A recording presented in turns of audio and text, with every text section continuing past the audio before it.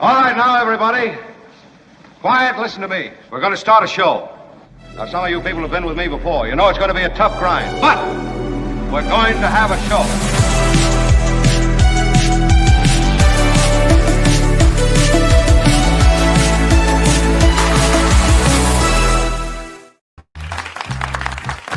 Thank you all. Please remain standing. Yes, thank you. Maybe you noticed, got my hair darkened for the trade war. Thank you. I always like to change my hair color, make it a little darker for a trade war. Then, we kind of backed off on the trade war, but there's still a pretty substantial trade war going on with China, so I feel like I've got the hair dialed in about where it should be. So glad you could be with us today. We have an incredible show ahead of you.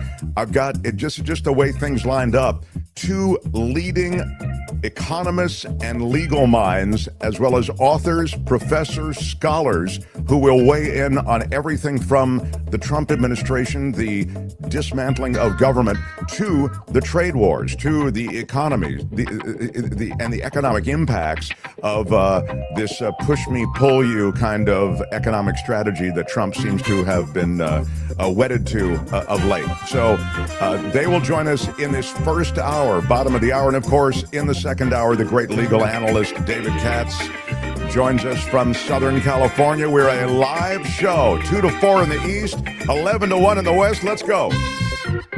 I also would like to update, if I can, Albert. We got out of the Elite Eight. We are into the Final Four of March Madness. I can't believe it. March Madness pits college hoops teams against each other.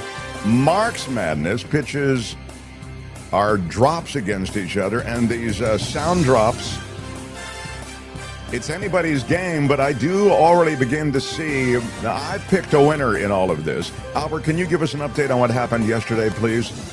There it is. Yeah, so Wild Idea and I Blame You came on top, so they are both in the Final Four. Ah, there you go. Wild Idea dominant with the 74% of the vote over You Just Don't Get It. And in the bottom half of the Elite Eight, you see I Blame You crushing Sayonara Sucker. Had to be again for Kim so difficult because she is both the I Blame You queen. I blame you. And she's also the Sayonara Sucker queen. So, It's I mean, hard. it's, That was a hard yeah. one. Sayonara, sucker. Yeah. Surprised it was so lopsided there, but yeah. I am too.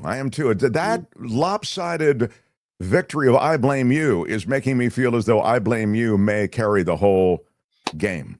I don't know. Girl, baby girl it's a strong Well, it's contender. very, very true. Kim is not wrong about that. Girl, baby girl will play today. So we are down to the Final Four. The Final Four will go down today.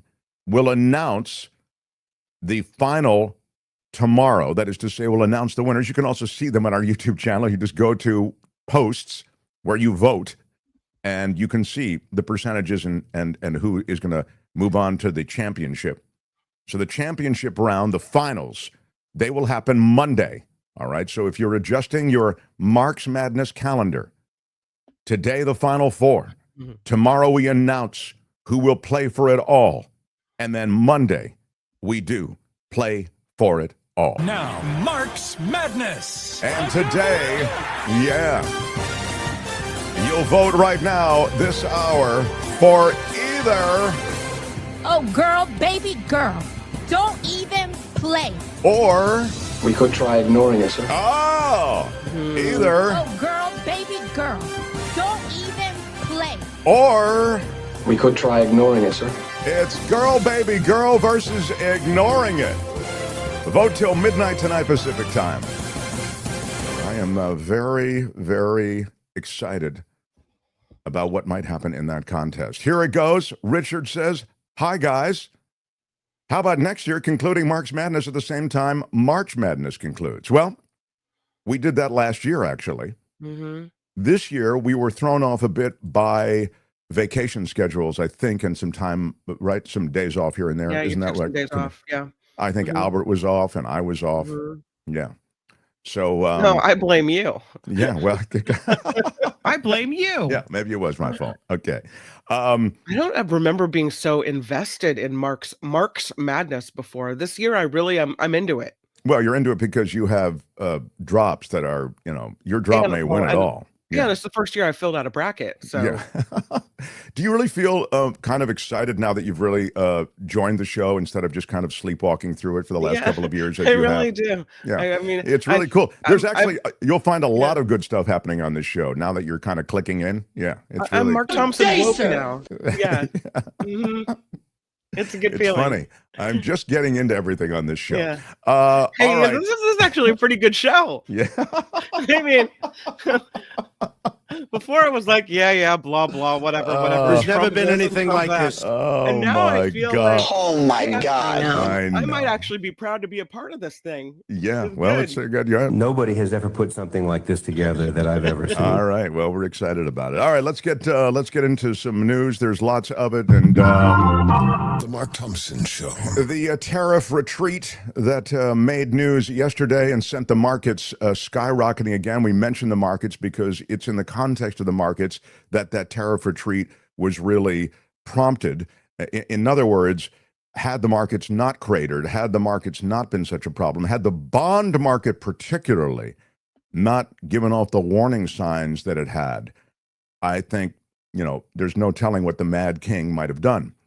But my Lord and Savior, Donald Trump, did come out and decide and announce a 90-day pause. We had that for you right as the show was beginning yesterday, actually. And with that pause, we had a commensurate rise in the market, this insane one-day run-up in the market that is being championed by everyone who is on the right. They're in the Fox News channel, for example, Mediaverse, and they're talking about what a genius my Lord and Savior Donald Trump is. And he is, of course, a genius, given those great powers as he is divine.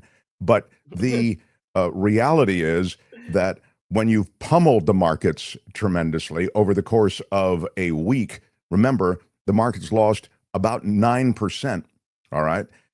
Then the one-day run-up, which is unprecedented, doesn't even get you back to even. So as you're talking about all of this incredible genius that's reflected in this one-day run-up, and oh my God, it was a negotiating position, and isn't Donald Trump brilliant and courageous?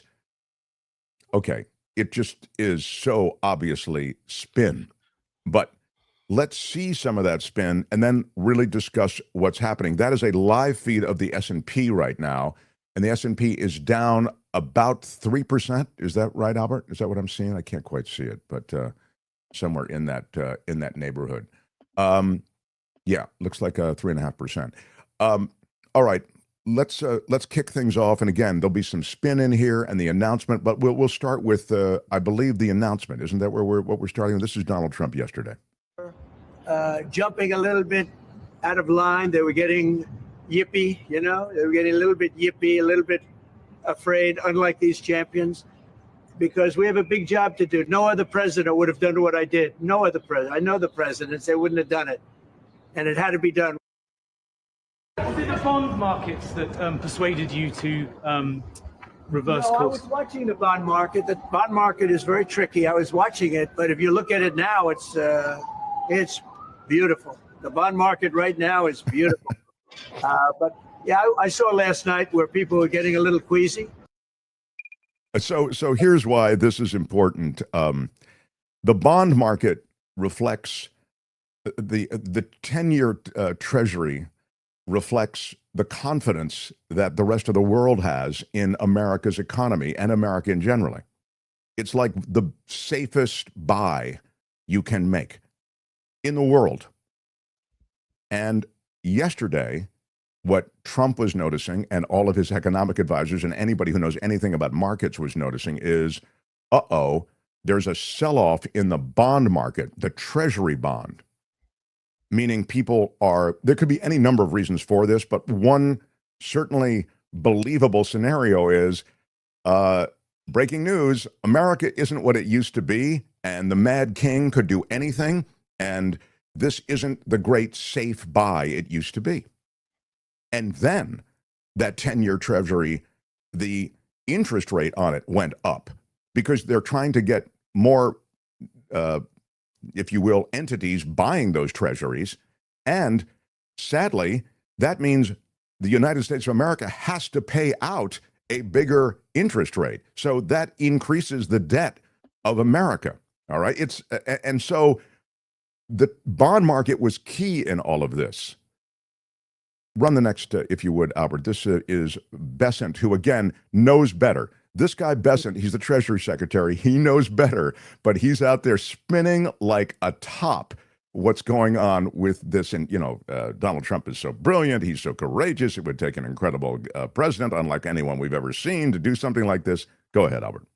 But I'm saying that China has escalated, and President Trump responded very courageously to that, and we are going to work on a solution with our trading partners. If I could just, excuse me, Raquel, if I could just add to what the secretary said. Many of you in the media clearly missed the art of the deal. You clearly failed to see what President Trump is doing here. You tried to say that the rest of the world would be moved closer to China when in fact we've seen the opposite effect. The entire world is calling the United States of America, not China, because they need our markets, they need our consumers, and they need this president in the Oval Office to talk to them. And that's exactly why more than 75 countries have called, because the United States of America is the best place in the world to do business. And as the president has shown great courage, as the secretary has said, in choosing to retaliate against China even higher. Elena, go ahead. America, great, courage, Trump. Right, okay, that's good. Thank you, Albert. Give me a T, give me an R, give me a U. I mean, she's an incredible cheerleader for Trump. And I think that can go without comment, except for the fact that, again, you have a Treasury Secretary that's out there spinning for Trump. He knows much better. This is profoundly, to call it flawed economic policy is to be kind. We all know, even those of us who are not economists know, that there's an insanity to all of this. And this, in the tariff, the death grip that he has on tariffs is something that is inexplicable. Go ahead, Albert. Run. This is Stephen Moore, I think. Go ahead, run a little Stephen Moore. Co-founder and This guy's co-author truly of the crazy. Trump Economic Miracle. Steve Moore joins us now. He wrote a book called The Trump Economic Miracle. A little bit of a miracle today, Steve, but a miracle by design. And I know that you were one of the ones in the camp that said we should have seen the tax cuts first and the tariffs later. Didn't exactly work that way. I personally think now that this is played out, that the tariff chaos that it caused was meant to sort of drive those tax cuts, and it looks like it's working. Sure it was. How do you feel about things as they're unfolding? No, it was a great day. I mean, this is the biggest point increase in the Dow Jones in American history. So how can I stop from smiling? Following the biggest it's drop. Not over. These are the first 5 days, skirmishes, right. and these terrorist debates will go on for perhaps many, many more months.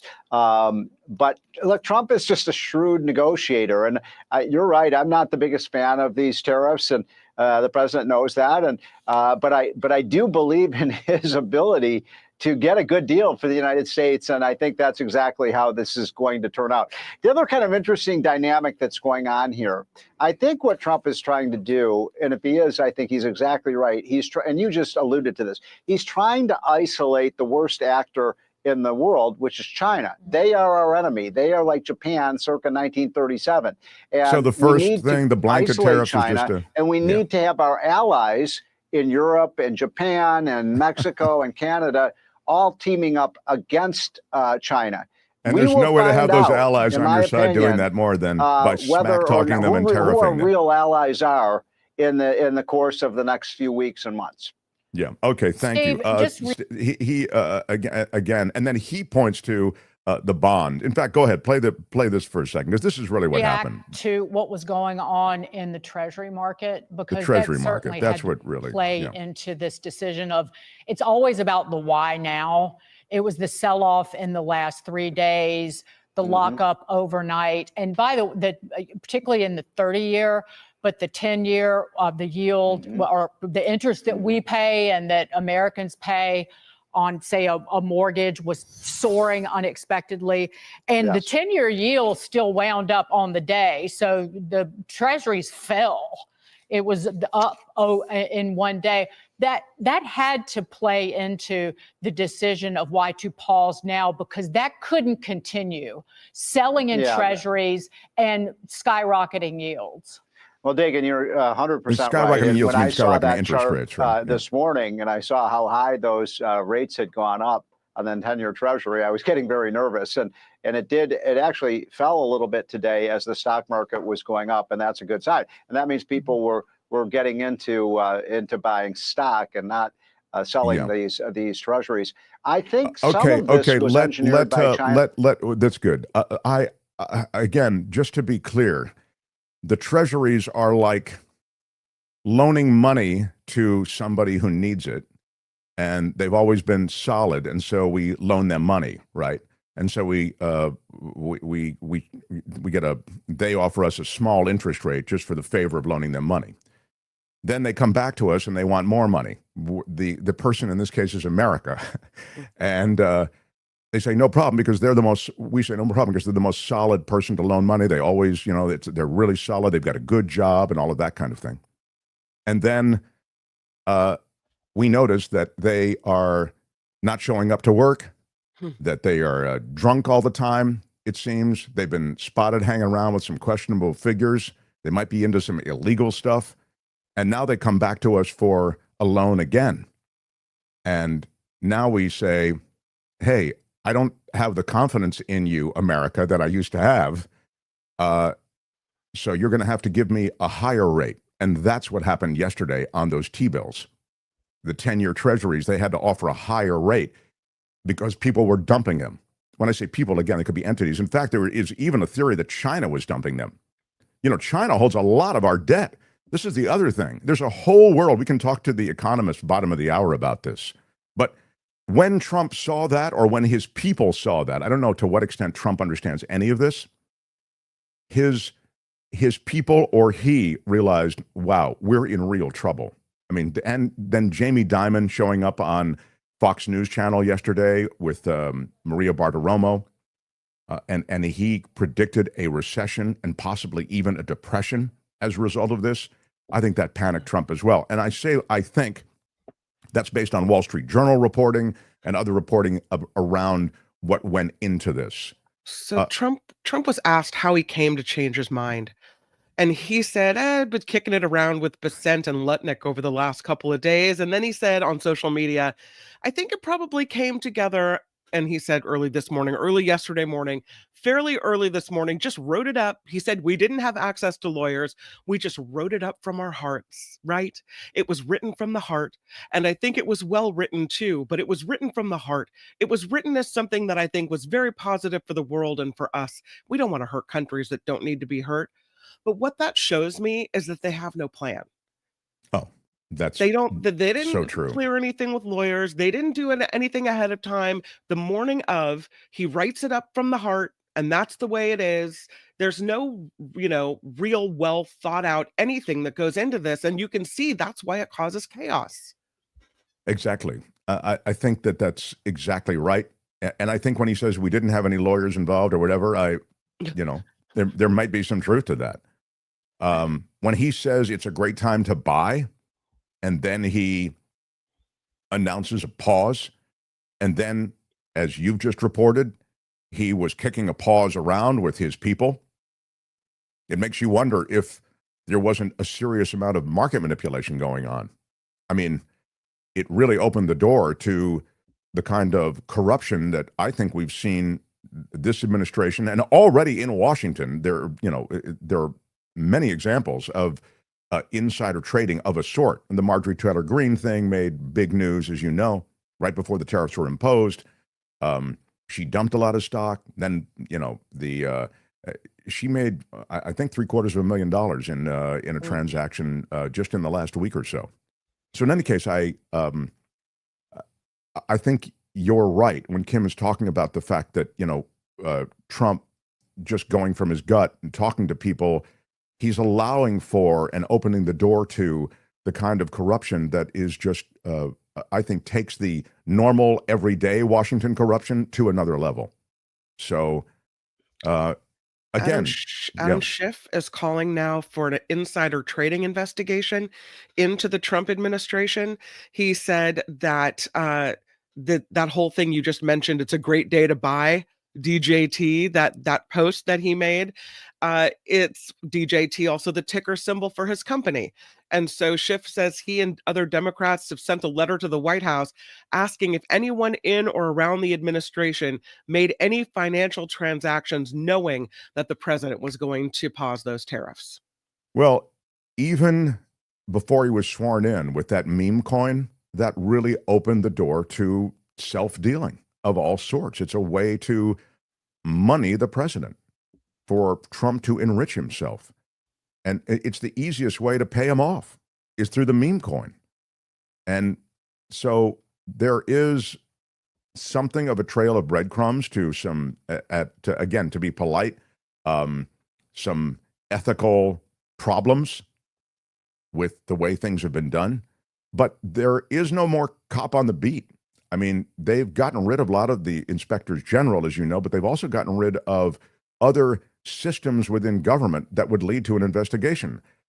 Specifically, Pam Bondi is the attorney general, and she is not going to initiate or allow the initiation of any serious investigation from the Justice Department on insider trading. Did they take a pickaxe to the SEC yet? They have taken some moves against the SEC and the FTC, the Federal Trade Commission, in this. But you're right; it would be SEC probably in this case. This is really great that we can talk to these lawyers and economists at the bottom of the hour, and they can speak to a little bit of this. But the Securities and Exchange Commission did not immediately respond to a request for comment, and the ethics investigator, is it Painter? Is that, I forget his first name. Richard, maybe it is it. He's talked about the fact that there's a scenario here that could expose the president to accusations that he engaged in market manipulation. Yeah, Richard Painter. He's the ethics lawyer for former President George W. Bush. He teaches government ethics and security regulation at University of Minnesota's law school. So he's someone that you see on television occasionally, and he's weighed in on this. To me, there are just all sorts of opportunities for self-dealing here. All kinds of opportunities. And leaving aside the completely rudderless ship that is sailing toward the horizon with tariffs being thrown overboard and then onboarded in a completely haphazard manner. Kim's boyfriend, Chris Cuomo, was on, and here is a little Chris Cuomo for Kim. The tariff gambit was always going to be. Okay? How they did this was a closely held move. And now we know why. Because he knows he was going to meet resistance. He didn't even know that graph till he read it at that press conference. What likely happened here is Trump was pushing tariffs because he believes in the optics, no matter the economics. They make him look strong. He is fighting back. He is doing to them as they do to us. And that's why he did this. And as with everything else he does, if he's going to do it, he wants it to be the biggest, the most, the best. And that's why it's this crazy list and exaggerated notions of the tariffs. He didn't really consult the better business minds around him, which is why Musk may not be the only close advisor to leave because of this. Be aware. He also didn't warn the other countries. He also didn't warn us.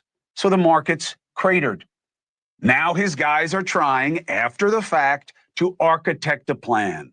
And they're leaning into helping the base, even if it sounds like they're bogarting the idea from Bernie. But just all right, thank you, Albert. Is the lead. The thing to note here is you can't have it both ways.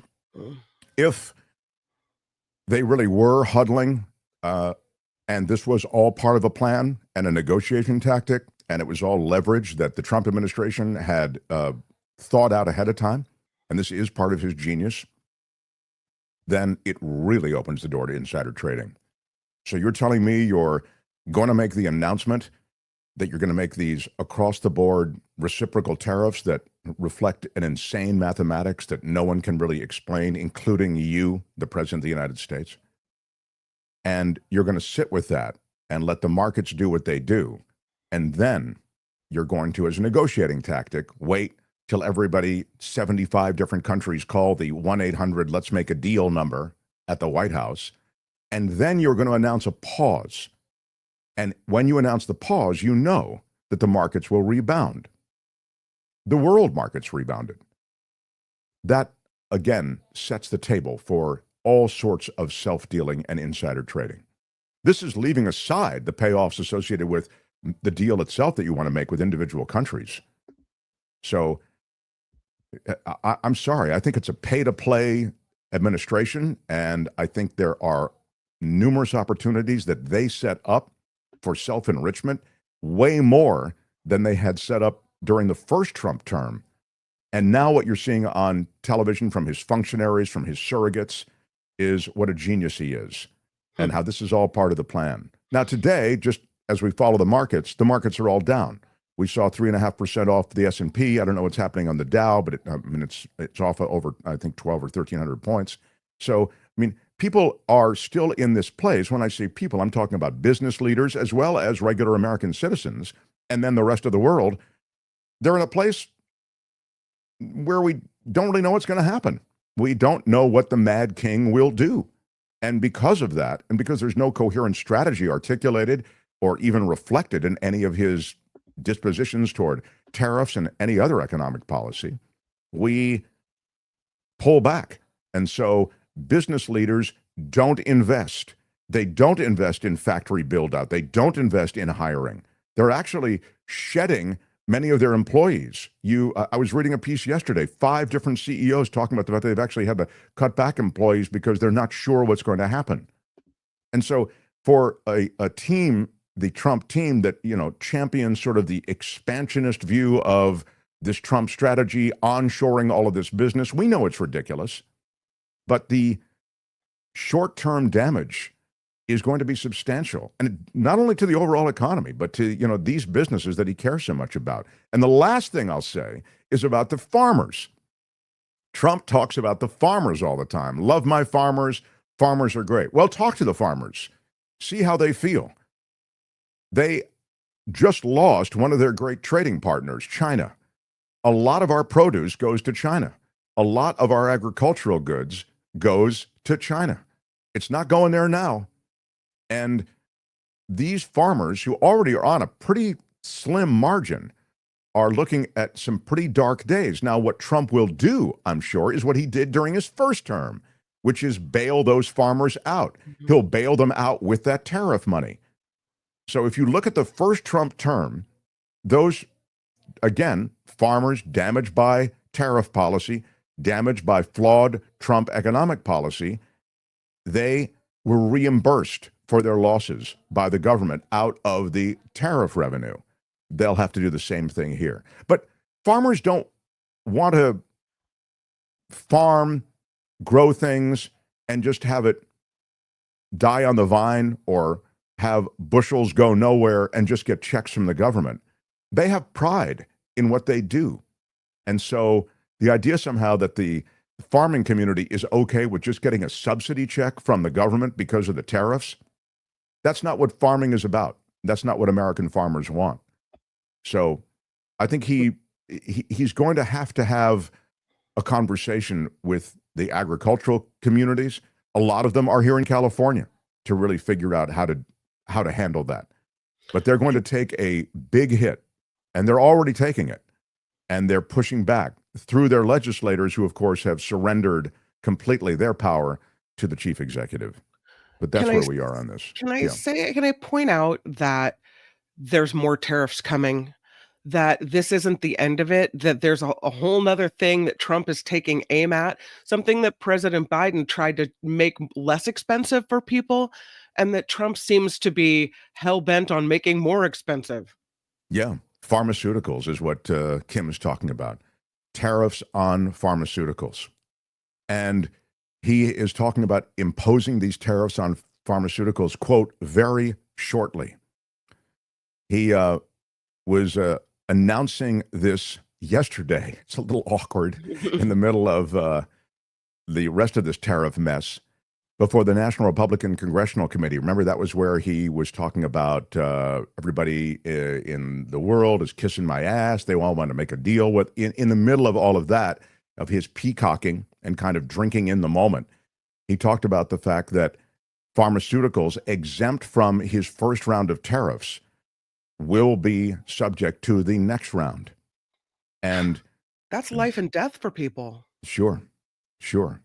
Most drugs are produced, at least in part, outside the United States. And China, India, Europe, major players in that supply chain of pharmaceuticals. So we haven't got any other details on this, but as Kim mentioned, as part of the, the infrastructure plan that Biden had put through, that huge infrastructure bill, you had the federal government now able to negotiate prices down on I think it's 10 different drugs. That has been rolled back already by executive order from Donald Trump, and now he's saying he wants to tariff these pharmaceuticals that come in from overseas.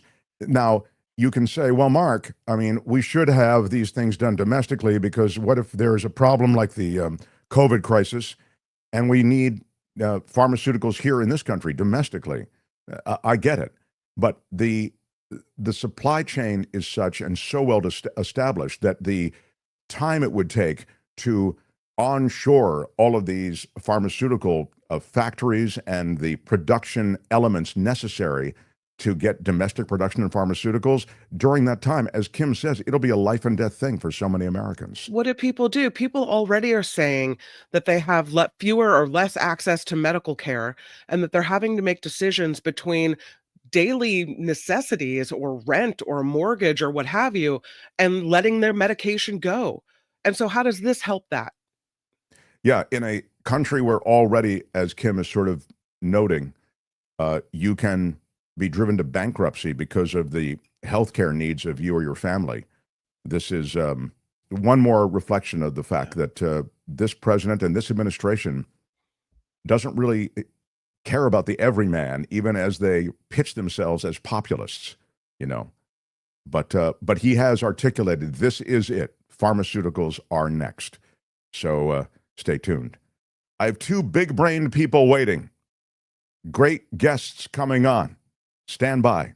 Hit the like button. Helps us in the world of YouTube. Mark Thompson Show. The Mark Thompson Show. It was great. I loved it. How would you handle this? We could try ignoring it, sir. Morning. You cannot say you love your country. Where are my weed smokers at? Stay at home and get baked. Right on.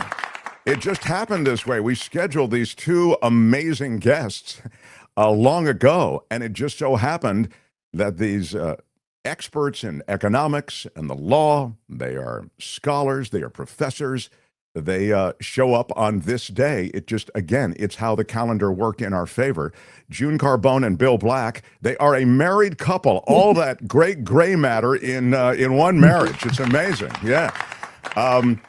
June Carbone, is the Robina Chair of Law, Science, and Technology, University of Minnesota Law School professor, well known for her book, Red Families versus Blue Families, Political Polarization and the Invention of Culture. She also writes about the family, reproductive rights, the family and politics. And Bill Black is an associate professor of economics and the law at the University of Missouri in Kansas City. He's the author of The Best Way to Rob a Bank is to Own One. He is a distinguished scholar in residence for financial regulation, University of Minnesota School of Law, and he teaches a course on crypto. So there's a lot to talk about. I don't know that we're going to get it all into this first visit, but hopefully, if this goes well after this first date, we can talk to them again. I should just mention also that Bill was involved in a major whistleblower case with the Keating Five and the whole SNL crisis. So I want to, if there's time again, touch on that. But how about it for June Carbone and Bill Black, everybody? Yeah. And that was just like 20% of your credit. I mean, you two are remarkable, and it's such a pleasure to have you here. So as I say, your expertise extends across so many different areas. I wonder if you can just give me a jetliner view, June, on, and we're going to have a link to your book, your latest book, under this video, and we'll touch on that in a second. But I wonder if you can give me a jetliner view of where we are in America right now. Well, I see where we are this moment as the culmination of a shift, not in politics, but in corporate America. So if you start, if you go back to the 50s and 60s, the CEO was steward, overseeing big corporations who served a variety of stakeholder interests, including the interests of the society and not just the corporation. They were viewed as intertwined. Today, we're in the era of CEO as dictator. So Ellen Greenspan, the former head of the Fed, said in an oral history, he celebrated the CEO as dictator, who could break through the bureaucracy of the corporation, and effect radical transformation, and by the way, get handsomely paid for doing so, with the stock market applauding as the ultimate arbiter of value. And when you watch Elon Musk, our most recent book, Elon Musk was in the introduction. Somebody's suing him for sex discrimination. But all the tactics you see at Doge are what Jack Welch, the legendary CEO at GE, did in the 80s. Fire a whole bunch of people. Bring in outsiders. The outsiders outflank the old boys, who are the established interest and gatekeepers of tradition, of understanding, of expertise, of depth, of judgment, to accomplish immediate results that benefit first and foremost the CEO. That's what he's doing. It's what he did at Twitter. It's what he did at SpaceX. It is the mindset of the modern successful CEO. Break the rules and get away with it. It's just interesting, though, that in an expansive government like the U.S. government, you have so many experts, as you've sort of just alluded to, who are critical to the functioning of this government, who are in this wanton destruction and dismantling of government, sort of lost in the process. It seems a bit self-defeating from a CEO. Help me square that with his, if you look at him from the sort of CEO profile that you've established, how does that square with that? It seems at odds with any kind of success. Yes. And again, Silicon Valley epitomizes the new model. Mark Zuckerberg is famous for saying the business model is move fast and break things. If you're Tesla, the goal is to outflank the established automobile companies by moving in and at least attempting to jumpstart the EV market, electrical vehicles. And that means what you're doing is you're bypassing the law. You're bypassing securities regulation. You're bypassing a variety of factors that say go slow, make sure the model works, make sure it doesn't cause car crashes. The model for where Tesla was beat production estimates. The point when Tesla's market valuation made Elon Musk the richest man in the world was the point where he beat production estimates. And in that same 2-week period, there was a recall of several 100,000, I think, Teslas for product quality issues. And Musk basically admitted it. He said, yeah, don't buy a Tesla on the first production run. We'll fix the flaws in the next production run.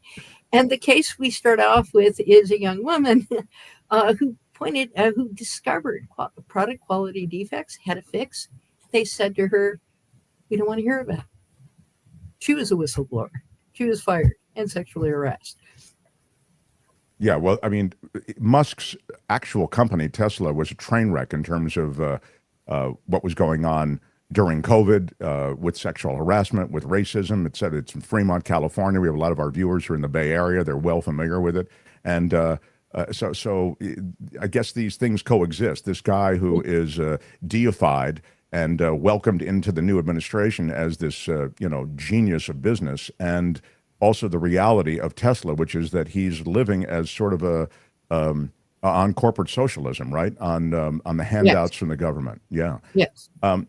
Bill, I want to just, because our time is limited, I wanted to turn toward also what's happening within this Trump administration. You mentioned Musk in some of your writings and some of your teachings, because Musk and this, and I have to say, I kind of fell into this category. I think a lot of us looked at this Doge thing before the Trump administration began, which was just a short time ago. It seems like it's been a long time. But as a kind of way to park Elon Musk in kind of an advisory role, but without any real functional power. And since Doge wasn't a real agency, it wasn't really set up by Congress, it wasn't approved by anybody. And I fell into that category too. I thought this is a way to kind of mollify Musk, during this period, but they're not going to actually act on any. He can advise, but just the opposite, of course. He came through, with his wrecking crew. And I wonder if you can speak to what has happened and his role in the administration and how you see this administration proceeding, particularly when it comes to economic policy that we've sort of just experienced in this bizarre way over the last week. Yeah, so the administration is a criminal enterprise. And that's how you have to think about it. So what do you what's your great fear, even if you're president, if you're running a criminal enterprise? Well, there are laws. And in America, we can't prosecute you criminally while you're president, but we can potentially afterwards. And he came very close to ending up in prison. So what would we like to get rid of? What threatens us when we're super powerful, the most powerful person in the world? Whistleblowers threaten us. So what did they go after first? The inspector generals, who are the institutionalized whistleblowers, but they also are in charge of protecting federal workers who blow the whistle. And Trump had a huge problem with that. So you send in as your, Schwerpunkt, the point of the blitzkrieg. Sure. Musk. You have him cut across all lines. You give him the ability not just to get rid of, but to disparage, right?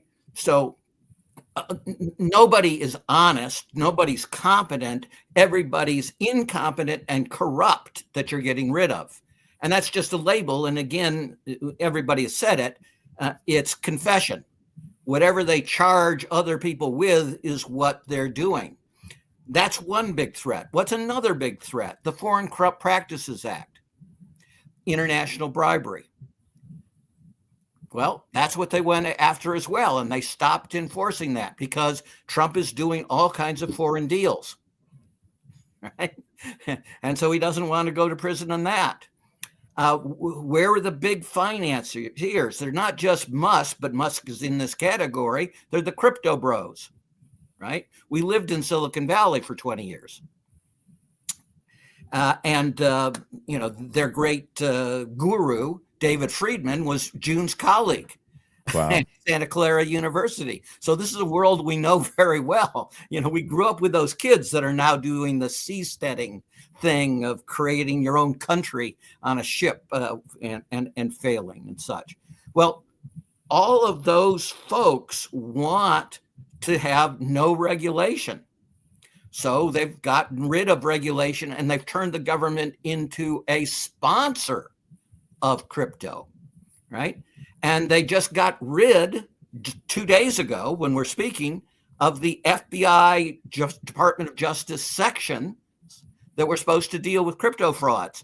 And we're dealing with it all too effectively because we're seeing that fraud is absolutely endemic in the form of rug pulls and and at higher levels with the historic Silicon Valley kid, No, and this is, and not to interrupt, but this is such a great point that you're making. I just want to underscore it because you guys do know this area. I mean, you teach a class on crypto, and you do come out of this world. I mean, you are adjacent to this world, I guess, and know it quite intimately. But what you're talking about, and what I was amazed by, was the way that this government has pivoted toward crypto in ways that I never would have expected. A crypto reserve. I mean, my God, it's extraordinary. And I'll ask you then, Bill. I mean, is crypto a legitimate investment for the federal government to be involved in?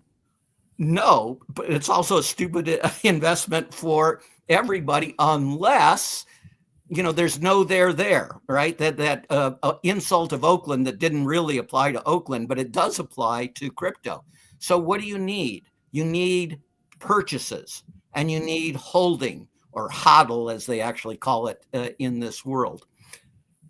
How do you do that? You create a Federal Reserve of crypto that will never sell. In fact, it's issuing statements about criticizing premature sales in the past of crypto we seized, the FBI seized in criminal investigations. In other words, we're going to hold entirely so we keep up the value of crypto. And here's a prediction of what's going to come next.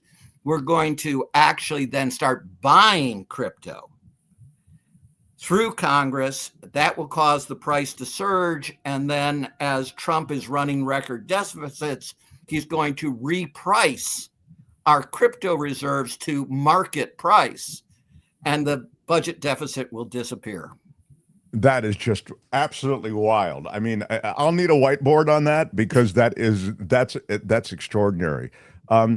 June, what we've just lived through with this tariff on, tariff off, the across the board tariff, the perverse arithmetic, I'll just call it, because you really can't find any coherent sort of computation that leads us to these tariffs that were imposed for a short time. Give me a thought on this within some of this that we've talked about. This, as Bill has characterized, it's sort of a criminal enterprise. Sure. I mean, what we describe in our book is the shift in mindset from institutionalized power to personalized power. And personalized power is about what can you accomplish today. Sam Walton's mantra was beat yesterday. All that really matters is, can you score points today?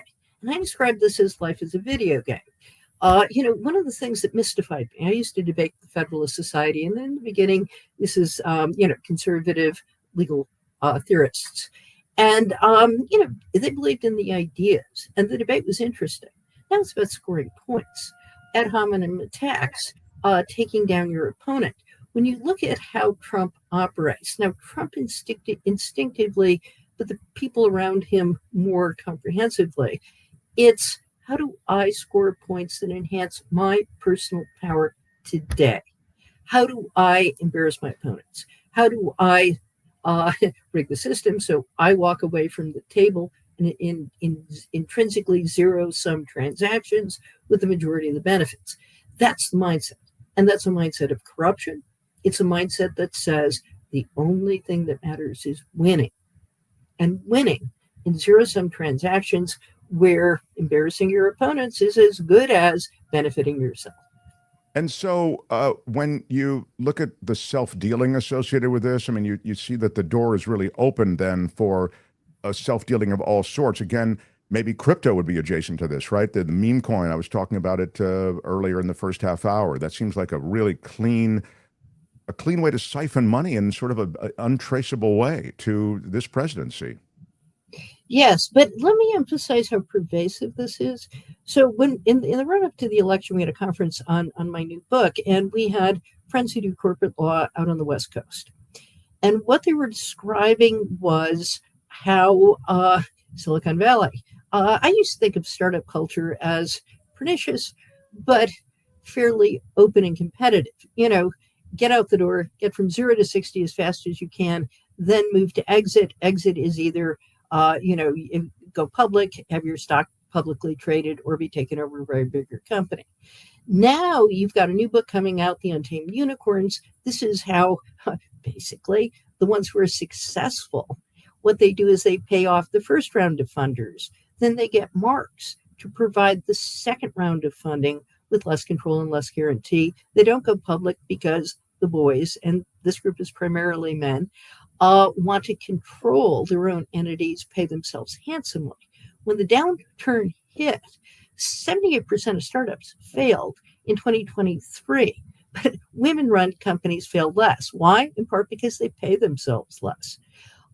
This is a system that associates personal aggrandizement and riches with winning the game by any means necessary. It's fundamentally lawless, And crypto is simply this on steroids. That's fascinating too. And it's just I talk about the patriarchy a lot on this show, or occasionally. I mean, it's just the patriarchy has existed since the beginning of time. It existed in religion. It existed in politics. It's existed in business. It's loathsome, and what women have achieved, having to overcome this patriarchy in every cell of every part of American life and worldwide life, is incredible. I mean, what a challenge to have to run up that hill, and so to see it played out kind of with a flex in the way with these billionaire boys club dudes do it in the world of Silicon Valley is remarkable. By the way, here's a question for you.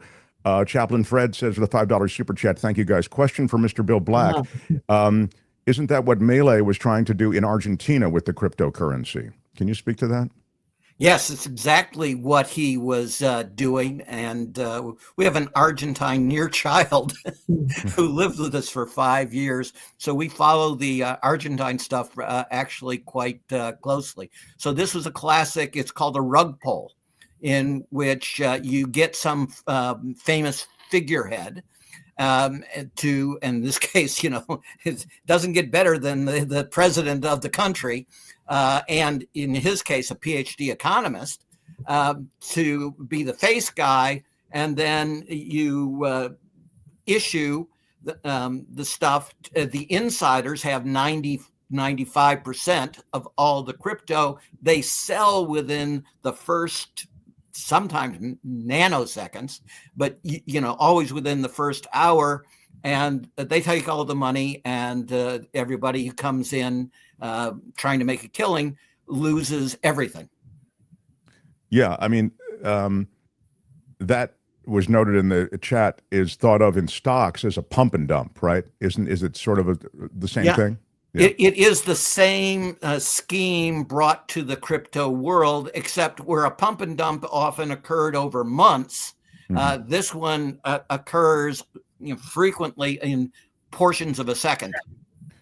Within this environment, this is a follow-up from Chaplain Fred from earlier, talking about Marjorie Taylor Greene and the fact that, a lot of Washington legislators have gotten rich with insider trading. There's a lack of regulation in this area. If you wanted to be a reporter for CNBC, let's say, a financial news channel, they make you put everything in a trust, or they make you, in a blind trust. They don't let you trade stocks. We don't have those same restrictions on senators and representatives. And so to this question, what I'm still baffled is what Marjorie Taylor Greene does with so much money. Greed has no end. And what can we do? And what can we do? It looks like we're going the wrong direction, guys. I mean, both of you spoken to the way that we still do have some power to, stem the tide of this corruption, but it does appear as though it's achieved a kind of momentum that it's a bit scary. Yeah, as a federal regulator, I couldn't have anything to do. I couldn't even get a mortgage on obviously competitive normal terms from any entity that we regulated. We allow members of Congress to get confidential information briefings all the time, and then they and their spouses trade on it. And this is not just Republicans, right? This was the very top of the House on the Democratic side, with the Democrat saying, no, my husband should be allowed to trade on insider information because he should be able to enjoy the fruits of capitalism. I'm paraphrasing, but it's pretty close to a quote. No, it's not a party-specific thing. At least it hasn't been to this point at all. Yeah. So the Democrats need to get to, come to Jesus on this, right? This is bullshit. You cannot allow this. It is pure corruption. Everybody sees that it's pure corruption.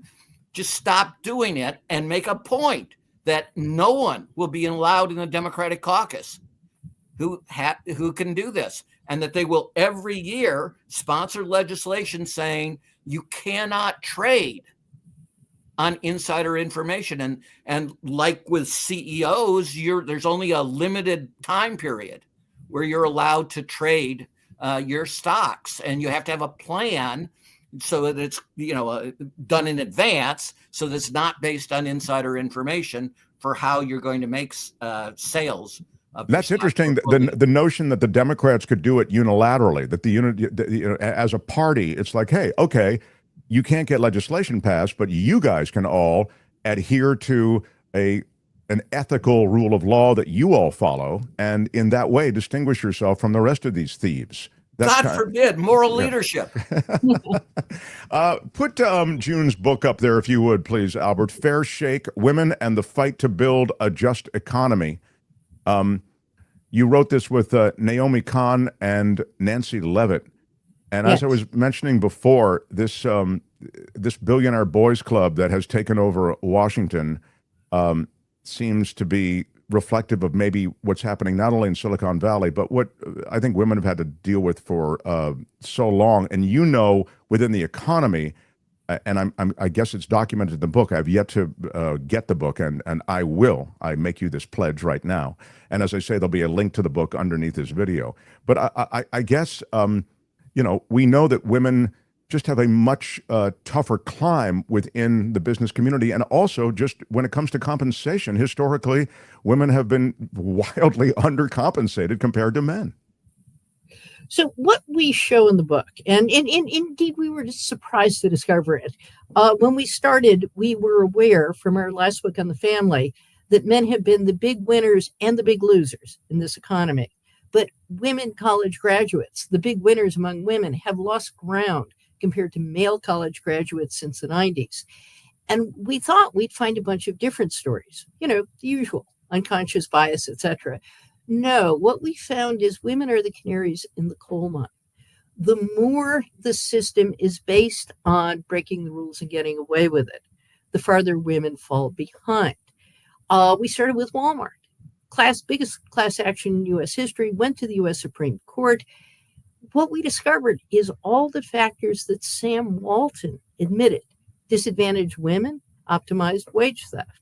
What the game was cheating workers out of the money to which they are entitled because of overtime, because of minimum labor standards, etc.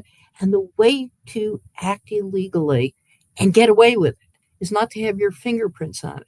So you incentivize the store managers to break the law without corporate management being responsible. And when you do that, you want men.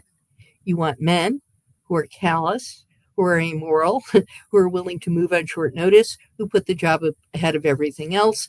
And women almost inevitably lose in that kind of environment, not because there aren't women who will do it. There are, but because the men don't trust women to break the rules and get away with it. That's just fascinating, too, that it's when you're looking for somebody to sort of enforce on your behalf, you need to find guys who are, not all guys. I mean, your husband, me, and, we're the goodies. But they're ultimately, frankly, you're economically incentivized in the environment that you just described to help out with whatever you're being asked to do. Isn't that right, June? You want the guys who are working for Doge. Thank They're you. young. Yeah. Right. They've been putting in very large expense accounts and salary demands, and they're amoral. I want to quickly shift again, because of our time being so limited, to apparently word out of the Treasury Secretary, Scott Bessent. And, it's funny. I always say this to everyone because I think it's so true. Bessent knows better than this. Bessent knows this is crazy. He knows he's working for a mad king. But he has to go out and rep the genius of the Mad King. In any case, this is his latest. He says he won't rule out the possibility of delisting Chinese stocks on U.S. exchanges. In an interview with Fox Business, Bessent saying everything is on the table when it comes to ongoing trade tensions between China and the U.S. As Washington and Beijing exchange retaliatory and exorbitant tariffs, as you know. He said, ultimately, though, it'll be President Trump's decision. Can you speak to me about the economics of that bill? What would happen if in that chess move where you delist Chinese stocks from the U.S. exchanges? Yeah, so this is actually very interesting. We may not have enough time, so I'll speak very quickly. Okay. No Chinese company could honestly meet U.S. SEC standards. So the very fact that they're listed on the U.S. exchange is an abuse. So it depends where you pick your starting position on all of this. So more generally, you're asking what happens in a trade war. And the answer in a trade war between the two biggest economies in the world is a catastrophe for the world. That's the short answer. It's true, too, that they hold a ton of our debt. And can you speak to the effect of that on all of this?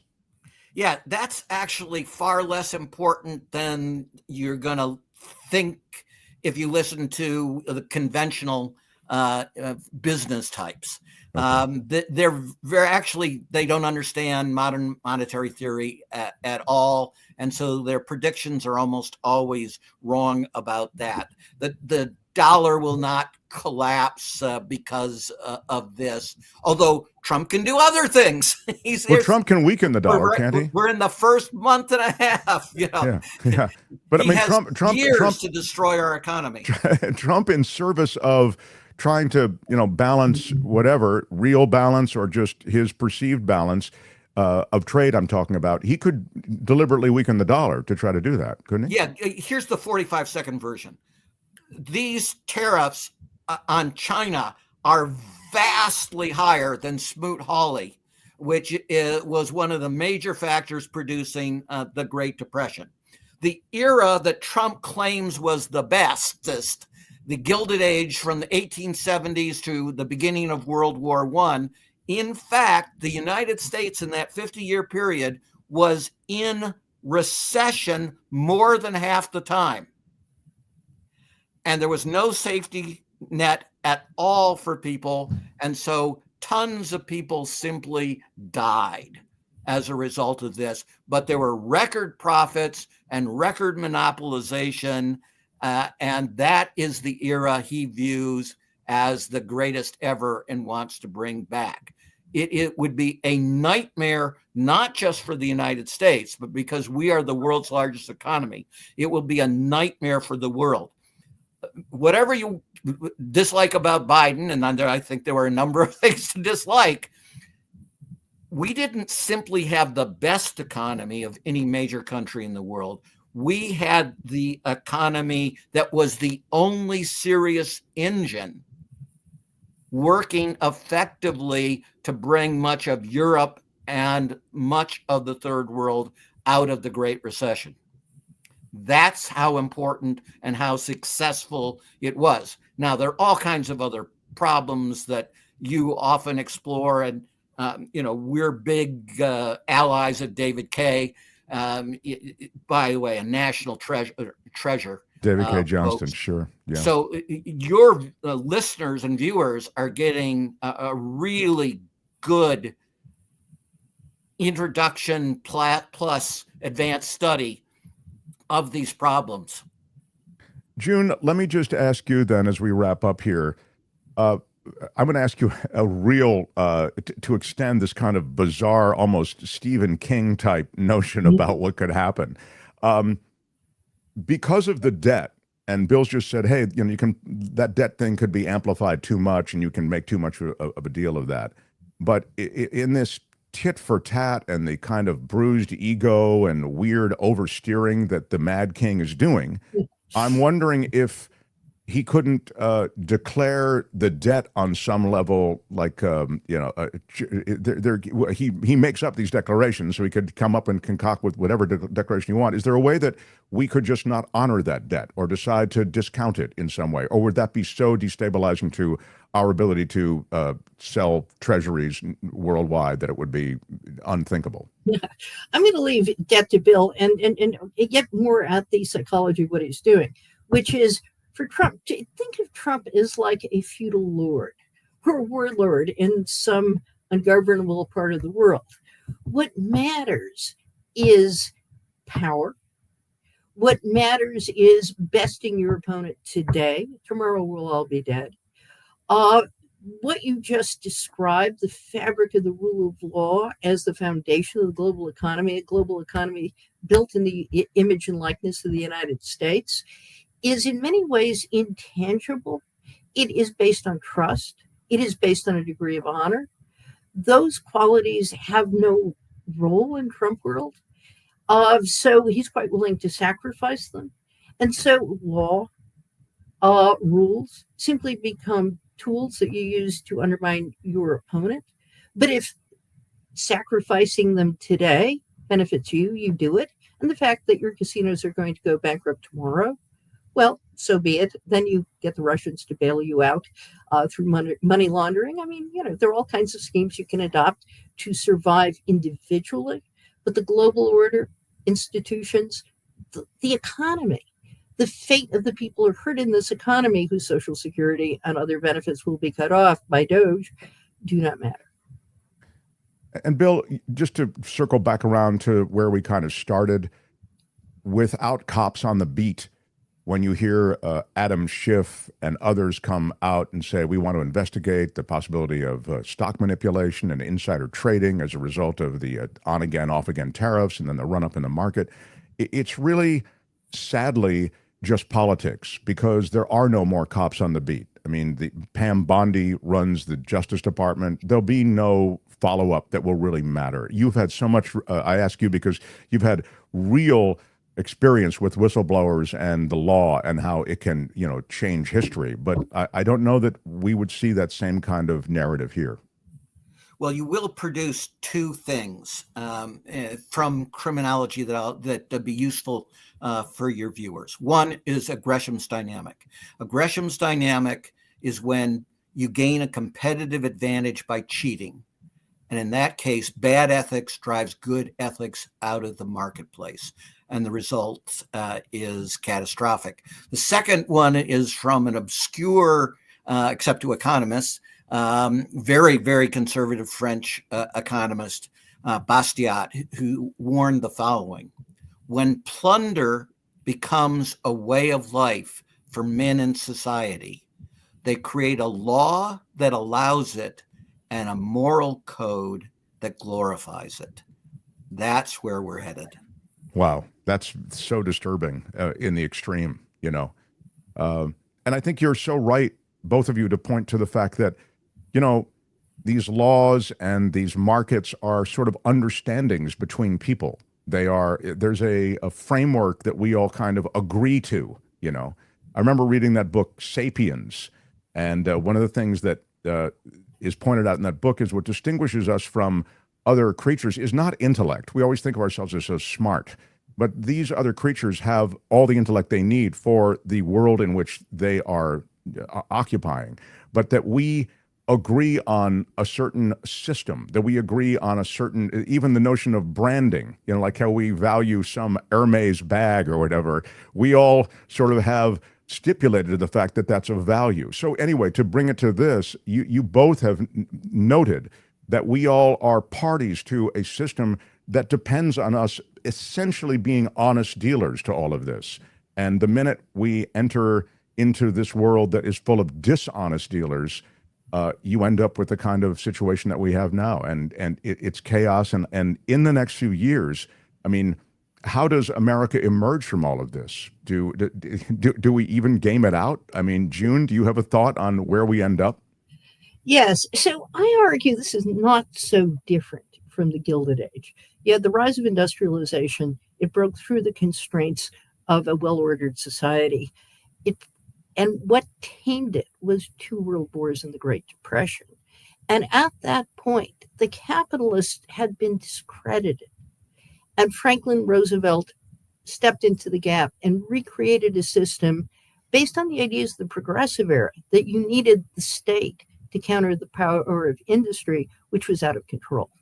We are at a similar point in history. The difference is in the industrial era, the capitalists needed their workers. Today, Elon Musk, he walks in, he routinely fires, even at Tesla, a large number of employees whenever they become too expensive. So the harder the crash, the easier it is to discredit the fascists. But then you need something new. And the something new, the key to Roosevelt is the assertion of power 90% marginal tax rates, and unionization, which reached its peak in the United States in 1945, started declining almost immediately with the end of the war, were the keys to the creation of the power of the New Deal to reorder in the industrial economy. That's what we need. And discrediting the new round of fascists is the first step. So you're saying from the ashes, maybe discrediting the new round of fascists happens, but you have to, there's a lot of carnage, it sounds like, in the interim. It is about the reassertion of power, but power that commands authority because it is just. Obama's biggest mistake was not prosecuting the people responsible for the great financial crisis. I think we will see a comparable crisis. And wasn't that the game? Meaning, didn't that just reveal the game? Yeah. Yeah. You've got to discredit the game. Yeah. Yeah. The game is you alive guys, and well. You guys have written so eloquently and prolifically on these things, some of which we've talked about and some of which we will, I hope, talk about in another visit. I really have enjoyed this. Professors June Carbone and Bill Black, such great scholars on the economy and the law. And as it turns out, a dash of crypto thrown in as a pleasant surprise. Thank you for that, Bill. Please put up June's book again, if you will. We'll have a link to it. It is called Fair Shake, Women and the Fight to Build a Just Economy. Again, she wrote it with Naomi Kahn and Nancy Levitt, and it's available now. And as I say, we'll have that link. I feel like this first date went very well. I hope that we'll be seeing each other again. We would like that too. Okay, good deal. Just double checking. Bill, absolutely. June, thank you. I look forward to the next time. Really appreciate it. All right. See you guys. Thank you. The Mark Thompson Show. Good stuff. Wow, some provocative stuff. Man. Thank you for the esteemed guests, says Maud Day. Yeah, how about those esteemed guests? Thank you for a $25 super chat. Appreciate you, Maud. Yeah, really, really great. I could talk to them all day. God, it reminds me of being in school when you had a really smart professor who could communicate effectively. It was like the greatest thing. You just looked forward to it. Wow. Yeah, thank you both for being here again. MAGA won't be happy until their mothers get sick, says Rob. Wow. He pushed his own DJT business before the crash yesterday. Exactly. When he, thank you, Kieran O'Connor, for that. When he,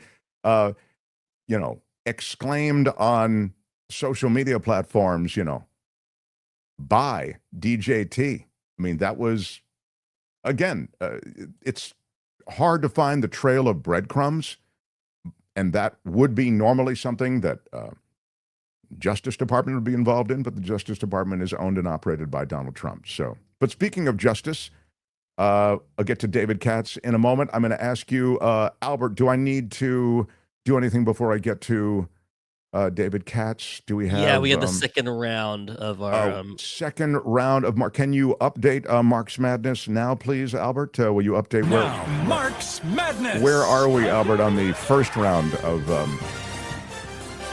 I think what we anticipated is playing out. I Blame You is going to crush. Well, early in the voting, but I think AOC, which is the other favorite, AOC Baby Girl, is the one that's... Okay, yeah. Again, it's AOC, a girl, baby girl, don't even play. I believe that's the... oh, girl, baby girl. Yeah. Don't even play. It's up against we could try ignoring it, sir. And so Try Ignoring It has made it all the way to the Elite Eight, but doesn't look like... Yeah, you can't ignore the 80% that is going for AOC Baby Girl at this time. Yeah, yeah. Now the other one was the one I mentioned, which is playing off today also. Now, so Mark's Madness. You'll vote until midnight tonight Pacific, 3 a.m. Eastern for one of these two drops. Either I Blame You. Or, ooh, it's a wild idea, but it just might work. Again, either vote for I Blame You. I blame you, or ooh, it's a wild idea, but it just might work. Or a wild idea. I blame you, or wild idea. This is going to send us to the finals. Good luck. Oh no, Albert. I'm seeing an AOC versus I blame you. That's the way I handicap this at this point. I think we can all see it. So we'll just look forward to how the final will go. I think we can already. I know it's too early to call, but I feel like we can call it. All right. Let's do some business of the legal kind here. The Mark Thompson Show. This man is one of the great legal analysts in the English-speaking world. You hear him on morning radio in London. You hear him on New Zealand and Australian television, and then, of course, on News Nation and on Fox News Channel and on television stations across America. We're so glad and grateful that he makes time for us on Thursdays. He's the great defense attorney, formerly a federal prosecutor, David Katz, everyone. Hello, Great sir. to be with you guys. Yeah. David, it's been a busy time for SCOTUS, for the law. I thought the Associated Press ruling was kind of an interesting one, that SCOTUS basically said, hey, you can't bar the Associated Press from the White House on basic First Amendment. Well, I'm not sure that one went all the way up. It wasn't SCOTUS. Yeah, I'm sorry. It went to excuse me, correction. I think Go ahead. it was a district court judge, and of course, we love to look at this. He was appointed by Trump, the first Trump go-round. He's in Washington, D.C., and he basically said that even for these non-public places like the Air Force One and like at the White House, yes, they're non-public, but if you're going to give access to the press, you have to not have viewpoint discrimination. So some reporting service or wire service that takes a different viewpoint from yours, that would violate the First Amendment if you excluded them as president from either Air Force One or the White House. And so that put the Associated Press back on an even par with anyone else. It didn't assure them that they would get a favored position, but it assured them that they would not get a disfavored treatment on account of the fact that their viewpoint was different. And their viewpoint difference, you have to say, because this is also comical with Trump, they insist on calling it, as have geographers and map makers for hundreds of years, the Gulf of Mexico. Trump insists on calling it the Gulf of America. And for that, calling it the Gulf of Mexico. Now, people may ask, well, don't the New York Times, don't other reporting services also call it the Gulf of Mexico? They sure do. But the AP has a style book, which is extremely important and persuasive. And Trump was trying to bully them into changing the style book, and they kept it the Gulf of Mexico. So they're back on equal footing. Thank goodness their lawyers spent the money to do that. And they're just a great news organization. And it was just really reprehensible that they were treated so poorly, shabbily, and discriminated against. Now they won't be. The other thing that arose this week was this question of the jurisdiction of judges, and this is something that we had touched on in your last visit, because when a judge rules against you, you really question the system of judgeships. And so in the case of this administration, when judges were ruling to block temporary injunctions against, for example, deportations, et cetera, these are done by federal judges across the spectrum geographically. That is, as you pointed out, the Texas judges tend to, you can judge shop for the judges that will rule for you, and you can judge shop on the opposition can for the judges that will go against the administration. So in this case, it was surprising to me that the House Republicans actually have approved this bill limiting the reach of federal judges. Can you just speak to this? Well, Mark, it's quite hypocritical, but it's worth just a couple of minutes of background. When Trump, first time around, imposed the Muslim ban when he came into office, a Muslim from, or a person from a majority Muslim country, I think that was more of it, whether you were from any of these 6 or 7 Muslim countries that had, I guess, Islam as their official religion or that were identified as, quote, Muslim countries. If you were from one of them, you couldn't come into any airport in America. You couldn't come into America. And so if you were going to challenge that, you see, you could really go anywhere in America. So from the right wingers' point of view, well, of course, the people against the Muslim ban went right to the San Francisco Bay Area and got a liberal judge from the San Francisco Bay Area to say that it was illegal. And if it was illegal for Trump to bar entry into the United States anywhere, that was illegal. Well, why shouldn't she make, I think it was a she, why shouldn't that judge make a nationwide injunction? Why should you have to go airport to airport? Now, likewise, when the shoe was on the other foot with the Republicans, there's a medical abortion pill, which is the way that most women in America have abortions these days, by taking this very safe and effective pill. So when the right wingers wanted to ban it, where did they go? Amarillo, Texas. They found a district was worse than the Bay Area. They knew exactly what judge they were going to get because there's only one judge in that little division of that district. And he was from some Bible banger organization, gotten on the court, 51-49 by all Republican votes. They knew exactly where to take it. And he issued a nationwide injunction against that pill. People freaked out. And that was actually taken up through the so-called emergency docket. And the U.S. Supreme Court took out of effect his nationwide injunction. So even though he ruled that way, and that was the ruling in that district or division in Texas, it was not the ruling throughout the country because it wasn't made nationwide. And then McConnell said something very interesting, Senator McConnell. He said, you Republicans don't get it.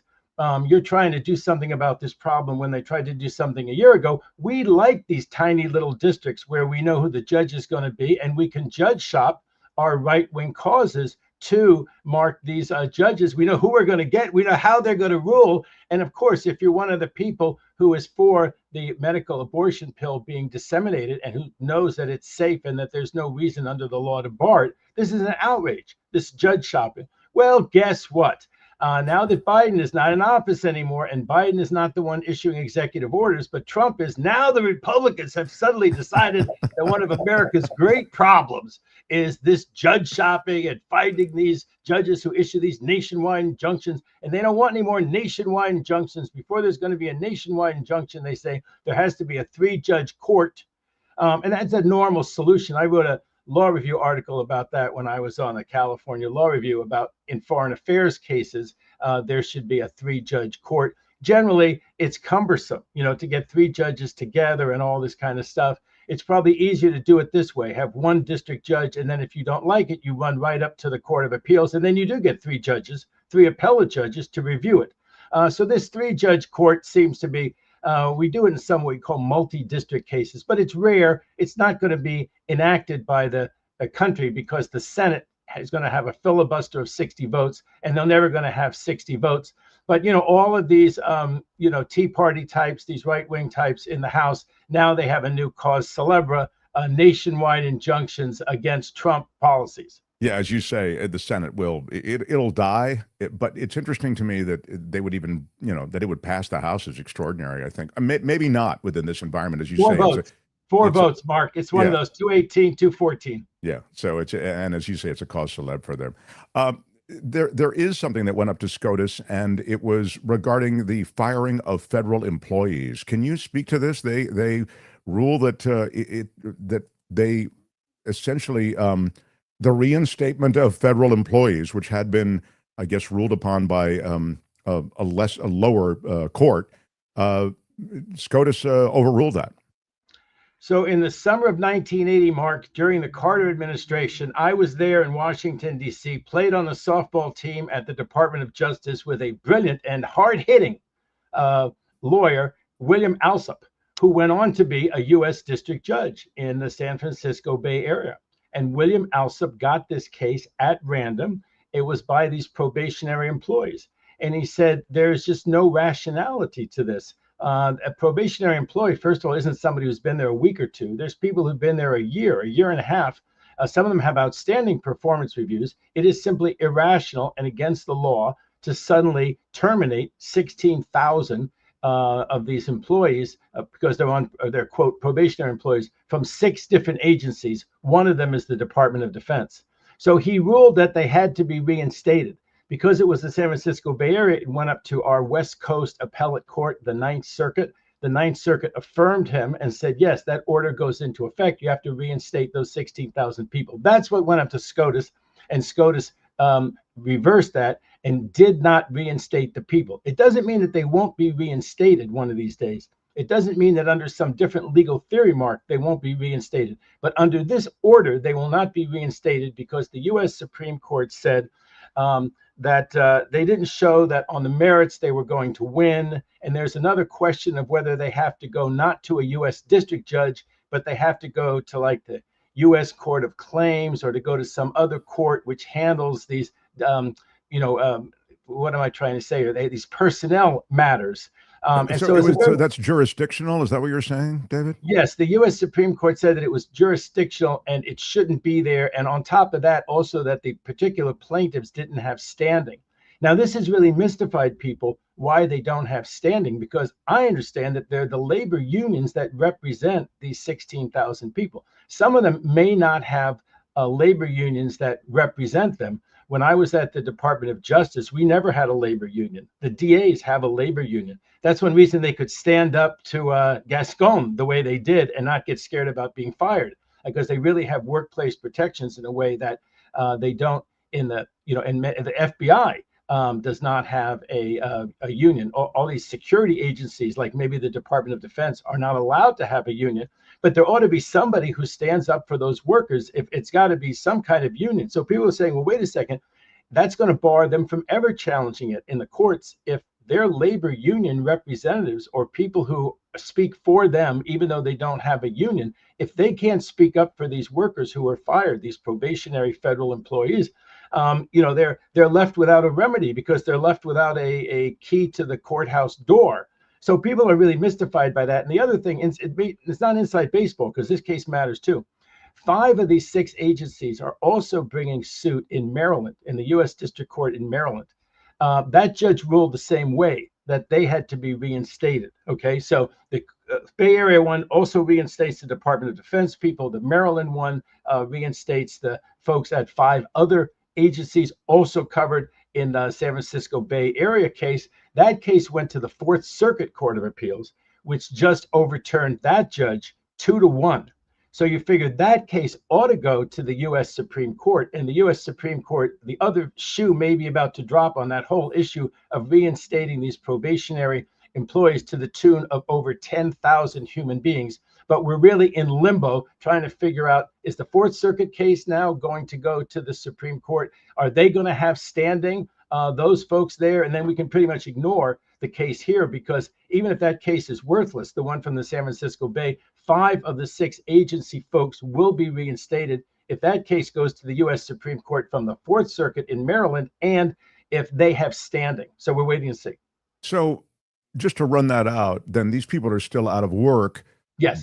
And they kind of just have to linger. They're waiting. I mean, so I think during this time, they're languishing in this we don't know kind of world, what our future is going to be, whether we get back to government or not. Many of them are probably turned off by the whole thing to begin with. I mean, they know that the government tried to fire them. If they go to that personnel court, of course, the irony, like so many of the stupid, heedless things that Trump does and Musk, they would get back pay. So they would do no work. Okay. The 15,000 of them, we would get no work out of them, right? And meanwhile, they would get back pay for all of that time that they weren't working. Right on brand for Trump, right? Exactly. Yeah. What Trump hopes to do with all of this, okay, is not cut the federal budget. Anyone who believes that, they've really missed the show. The show is patronage. The show is the old spoils system. The show is to hire patriots a la Trump for all of those jobs, and to do just what they used to do in the big cities and just what they did before the reforms by Eisenhower of the federal system, which was to the victor go the spoils. And you hire all the Trumpsters, all the MAGA maniacs to all these jobs that used to be held by the deep state, except the MAGA maniacs on the best day don't have the experience. don't have the expertise that the people who they're getting rid of have. And that's true even of probationary people, some of whom, as I say, Mark, have been around for many months, have high performance reviews. So the idea that there's some apprentice who just came in, has no idea what they're doing. No, these are all experienced people. Almost all of them have high performance reviews, are doing a great job. They're going to be bounced out, and Trumpsters are going to be bounced in. So well said. I mean, the fact that it's a misnomer, probationary, because they're not under contract to the government, and so that's the reason they can be discharged so quickly. But as you say, this is a new thing, Mark. I was never a probationary employee at any of the jobs that I had in government. It's kind of a new thing. Yeah, I guess it's when you're hired during this first 2 years, they consider you under this sort of probationary umbrella. But yeah, I wasn't familiar with it either until Mark. Our commitment was for 3 years, so we went almost from the end of probation, if it's over 2 years, to the end of our commitment. A lot of people like myself, Adam Schiff, we stayed for a lot more than 3 years. You got much more interesting work as you stayed longer. Adam Schiff wasn't on your softball team when you were playing there? No. Adam is a very good tennis player. And he had other folks that he played tennis with out on the West Side. And I wasn't one of his favorite tennis partners. But as I said, I did, for a moment in time, I did supervise him on a case. That's what will be on my tombstone, supervised Schiff. All right, let me get back to the Supreme Court. Let me get to the Supreme Court and this notorious Salvadoran mega prison. These people, plucked out of American life and dropped into this mega prison under this 18th century law. Can you speak to the Supreme Court on this issue of the reason I'm halting a bit is that I do think, I'm sure some of these guys were, maybe many of these guys were gang members, but we know at least 3 and maybe as many as 72 of those who were deported were not necessarily gang members, and so they were kind of just plucked and included in this deportation. Not to mention the fact that the judge's order to stop the deportation and to reverse the planes, it came in time before they had actually arrived in El Salvador, and now we're hearing nothing we can do. In any case, the Supreme Court has now weighed in on this. Can you speak to that? Well, there is the contempt piece, and the contempt piece is that there are 3 planes that are taking off from Texas within the United States, and the matter is supposed to happen all before any judge could possibly react. The order is issued kind of secretly Friday night. They're going to be on a plane Saturday, but the pro bono attorneys for these plaintiffs, for these would-be deportees, are really on the ball. They learn what's going on. They file an emergency motion. They get a hearing on Saturday before this Chief Judge Boasberg, who's an old friend of Kavanaugh's. This idea that he's some big lefty, not at all. He's a friend of Kavanaugh's from Yale, who got picked for the Superior Court first by a Republican. I think it was Bush, I believe. Bush, right? By W. And then he got picked for the district court in Washington, D.C., which is also part of the federal system in Washington, D.C. He got picked by a Democrat. But, here's someone who, like the judge that I clerked for back there, who was first approved for the Superior Court by a Republican president and then approved because he was such a good judge, moderate, intelligent. He got picked for the U.S. District Court. So anyway, this Boasberg wanted to get to the bottom of it. So he said, look, while we're taking a look at this, everybody stop, turn the planes around. So it looks like what happened was that the government did not turn 2 of the planes around. They defied his order. And a 3rd plane took off from Texas, even though he said that this has to stop until we take a hard look at it. This is what they've stonewalled the judge about. They didn't answer questions straight on. Apparently, they've now, if I have this right, they've, I think, fired, the Department of Justice has fired or demoted or dismissed the 2 attorneys that are responsible for this litigation. And I think that's not because they did a bad job, but from what I understand, because they didn't toe the Trump line enough. When the judge said, I don't know what's going on, I don't understand it, how come you can't do something about this, gets us back from El Salvador, instead of towing the line, they were like, well, we don't understand it either. We've asked our superiors, what on earth is going on? They were sympathetic to the judge's question, as I think any intelligent advocate for the government would have been in that situation. Anyway, they weren't Trumpy enough, is what I understand it. We have to all follow that story and see what happens. But that would be quite a story, because the fellow that they've apparently dismissed has already distinguished himself for taking really Trumpy positions. The first Trump administration, he was the big advocate for the government for the Muslim ban. So, boy, his chickens would have come home to roost. All of those super loyalists for Trump, get ready, man. The leash is very short.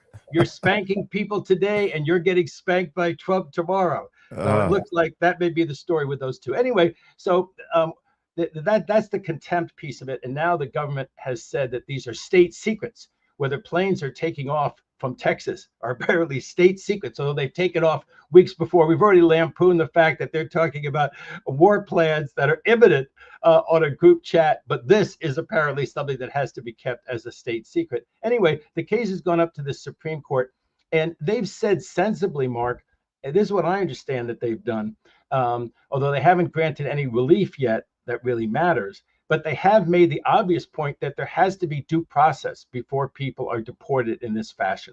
Every first-year law student knows there has to be due process. It's nice to know that a majority of the Supreme Court says there has to be due process. These particular people weren't given due process. And well, I mean, this one guy, Abrego Garcia, who was deported on March 15th,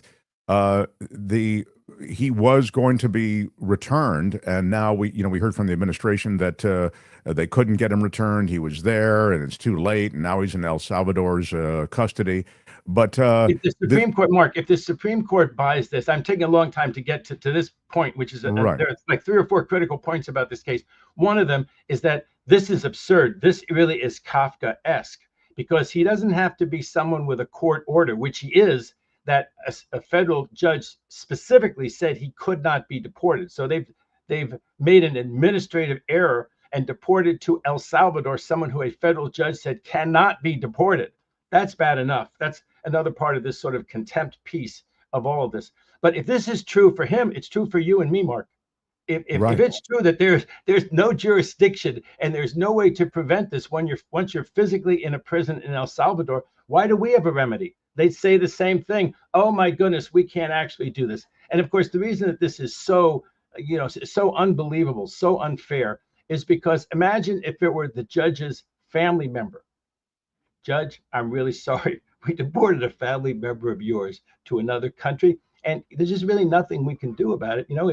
We haven't really called them on the phone or really hectored them or made a big deal about it. We've done everything that we can. Would anybody believe this if it were a family member for somebody in the Trump administration? This was all they could do to get them back from El Salvador, is throw their hands up in the air and say, well, now that the person's in El Salvador, no, we really can't get Ivanka back from a big mistake.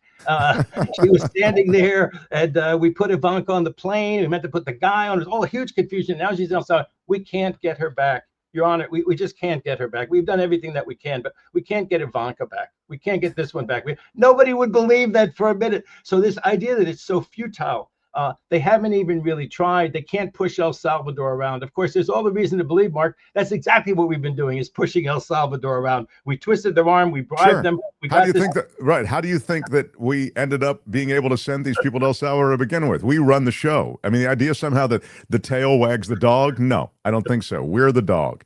But the court, this John Roberts court, I'm always hearing about how John Roberts cares so much about his legacy and blah, blah, blah. And I mean, you guys know more about this stuff than I do, but I think he's kind of gone halfway on a lot of things when he talks about the impeachment of judges. That seemed as though, the absurdity of impeachment of judges, how that's wrong, when that was being spoken of. But he didn't say you have to honor a judge's order. An order from the bench is something that has to be adhered to. He didn't say that. So I was really, in a way, as I say, I thought he was kind of tepid in the way that he defended the rule of law. And so to this case, you end up with this guy who may still be alive, maybe not, in this horrible prison down in El Salvador. And he's just one of many down there who need jurisprudence to weigh in on whether or not they're actually members of this gang. But in any case, Roberts and his court actually allowed an extension on the amount of time, didn't they, David? On the amount of time before any kind of rule, and before this guy had to be returned. There is something called an administrative stay, and the chief justice or the justice who's responsible for a particular district around the country And Roberts was perfect for this because he's the justice for the District of Columbia, and he's also the Chief Justice. So he could make this decision on his own. And this one, I actually support him on this one, Mark. I'm a fan of his. I know he's a deep conservative, disagrees with me on lots and lots of issues, starting with Citizens United, starting with the gun decisions like Heller, the discrimination cases, the voting discrimination cases like Shelby County. He's a hard conservative, but I think he's a rational, intelligent person. I think he does care about his legacy. So we can criticize him on some other things, perfectly properly. But on this one, Mark, I think that all he's doing is maintain the status quo for a week. And while it's true that someone might be killed in that prison, if you think about it, it's sort of unlikely, as horrible as it is. And if you order him back here, first of all, the order is fraught because, as I said, it's kind of ridiculous. They would have had Ivanka back here in 10 minutes if it had happened to her. But it is a little fraught. Who do you hold in contempt? Do you issue an order down there against somebody in El Salvador? It's not respected. That's even worse. Now federal judges have issued orders. They're not respected. So there's kind of a right way to do this. And Roberts is thinking, what's the right way to do this? How do we approach this thing? And sort of the balance of equities to go through all of that to bring him back within a day or two, which is what basically Judge Boasberg had ordered. As opposed to, let's have a week to think about it. Maybe I can get 5 votes, Roberts is thinking, to do something sensible and get the person back here. I just think we can talk about the balance of equities in some of the other cases. But I think in this one, he kind of got it right. And my instinct is that this fellow will be brought back here. It's so lawless. His case is so sympathetic. I think at some point, either Trump he was a green card holder, wasn't he? Yes. At some point, I think Trump is going to say there was a huge mistake. I fired these 2 people. I can't believe this, and have a big thing. Meet him at the airport, right? Meet him at the airport. That'll never happen. or this guy. No, this guy in El Salvador will want to reinvent himself as a great humanitarian with all these people that he's got in this hellhole. Why shouldn't he stand there with this guy, with the wife, and say there was a mistake? El Salvador solved it. And when was the last time you said that you heard Trump say there was a mistake? Well, he just basically said it yesterday. I mean, the market. You have a lot of guests who talk about. Well, he didn't say there was a mistake. He just changed policy. But you're right. You're right. And I don't mean to laugh, but it just seemed like it just seems almost cartoonish. And maybe I don't know. I think he's Senator Schiff has demanded an investigation of insider trading because the way that all happened. As you say, maybe he didn't say those exact words, but it was obvious that there was a mistake, and he couldn't live with it anymore because people were, in a nutshell, not only had the stocks collapsed and all these people's retirement accounts and all these Republicans and all these rich people were freaking out over Trump being in office, but also people weren't investing in America. People should say, the stock market's gone down. I'm buying treasury bills. I'm investing in America. Trump had so burned our image with the world and so run our country down that people weren't investing in America. That's right. And they weren't buying treasury bills. And when that happened, that's when the Secretary of Treasury went to Trump and said, this really is, we're like in Smoot-Hawley territory. People don't have any confidence in America anymore, not just our stock market. They don't have confidence in the American financial system. And that's when he changed course. And of course, Schiff wants to know who made money, because a lot of people knew in the hours before he suddenly encouraged people to buy that there was going to be a change of policy, and you could make a huge stock market went up 3,000 points. There was a lot of money to be made, and people want to know. And just because they got rid of the inspectors general, Mark, doesn't mean you can't get to the bottom of it. There are very good stock trading records, and they can find out who sold and bought when. I was talking about this in the first hour, and I love that you brought it up again. But I have to say, David, with Pam Bondi running justice, I don't think you're going to. I think it's great that Schiff is talking about this, but I think there's no cop on the beat anymore. There got to be some states, Mark. I've said this every time I'm on your show that we bring up this topic. The states have to come in and fill the vacuum. Yes, there's lawlessness. There's no enforcement. And, I'm a former prosecutor. And, I believe in this idea of deterrence. I always have, I always will, that if you don't deter people, they'll commit crimes. There's the line, I had cooperated with the government, explained eloquently that line between fear and greed.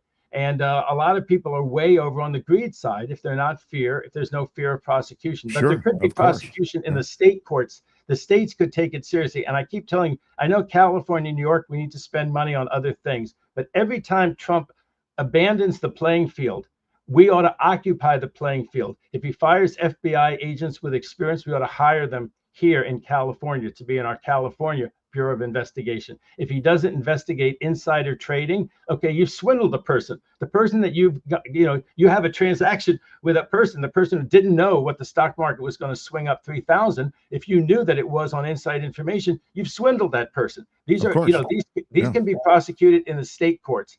But I also say, Mark, that even with Bondi there, at some point, it's so clear. The front page of the New York Times says, Elon Musk's minions they claim they're doing pro bono work and helping with government efficiency. They made $7 million on trades at 11 a.m. yesterday. That's very hard to ignore, and it's very hard to go on with a normal life after the New York Times has painted you with proof that you're a thief. I love that you mention it. I'd love to see them nailed. It just seems as though maybe there's some reputational damage. I don't know. It may be lost in everything else. And Mark, one last thing. Yeah. Trump won't be in there for more than 3.5 years. The statute of limitations is 5 years. The statute of limitations is 5 years. I see. Okay. All right. Someone in office for 3.5 more years. So he can only kill the clock for so long. Yeah. Exactly. So how old will he be at that point? How old will he be at that point, David? You can't run up that clock. And there won't be a third term. Bet your money. Katz put the guy up with the beard. No third term for Trump. Says right here on your show, breaking news, he will never serve a third term. All right, my last thing with you, because it is something that dovetails with something you were talking about before. You were saying, like, hey, it could happen to any of us. Any of us could be plucked up and sent to a Salvadoran prison, and et cetera. This just of yesterday, President Trump ordering the Department of Justice to investigate 2 former officials from his first administration, including one of whom that he accuses of being guilty of treason. This is in a memo signed in the Oval Office, and it'll be for Miles Taylor, the ex-Homeland Security official, and he wrote under an anonymous, remember he wrote that, I think it was a piece for the New York Times, an opinion piece under the, just calls himself anonymous. He was within the administration. He described himself as part of the resistance to the president at the time. And it is said, this is from yesterday in the memo that Trump signed, his conduct could properly be characterized as treasonous and as possibly violating the Espionage Act. America is headed down a dark path, said Taylor, and never has a man so inelegantly proved another man's point, he wrote. So he and one other person named Chris Krebs. He's the former cybersecurity and infrastructure security agent who was fired after he pushed back on the bogus claim of the 2020 election fraud. So those 2 are now being investigated by the Justice Department as potentially guilty of treason. Can you speak to this? Well, he pushed back, Krebs did, based on evidence and a comprehensive understanding and analysis of what had happened in the election, and said there has not been the fraud that's been ballyhooed around. He's really an American hero because you remember that Trump's plan and what he said on the phone call down to Georgia, his own voice, taped, he didn't know it was going to be taped. Trump is taped saying that you just find me another 12,000 votes or something. And he also said that just to when he tried to push that lower down Clark, that Jeffrey Clark, who was like number 6 in the Department of Justice, he tried to vault him to the top. And the deal with the devil there was that he just say that there was fraud down in the Georgia election. And then Trump said, my Republican Congress members will take it from there. So Krebs was a huge hero because he stood up, a Republican. He stood up and said, based on the evidence, there has not been any foul play or anything with these elections. And I think he got fired and he got derided after that. But the point is that this is really scary. And as an attorney, I kind of wonder what I would do if someone like Krebs or this fellow Miles came into my office. And I guess what you do is you watch anything that would be a normal process, like the first subpoena for information that goes out, the first information request. If you hear about it, you run to the judge and you say, this is selective prosecution.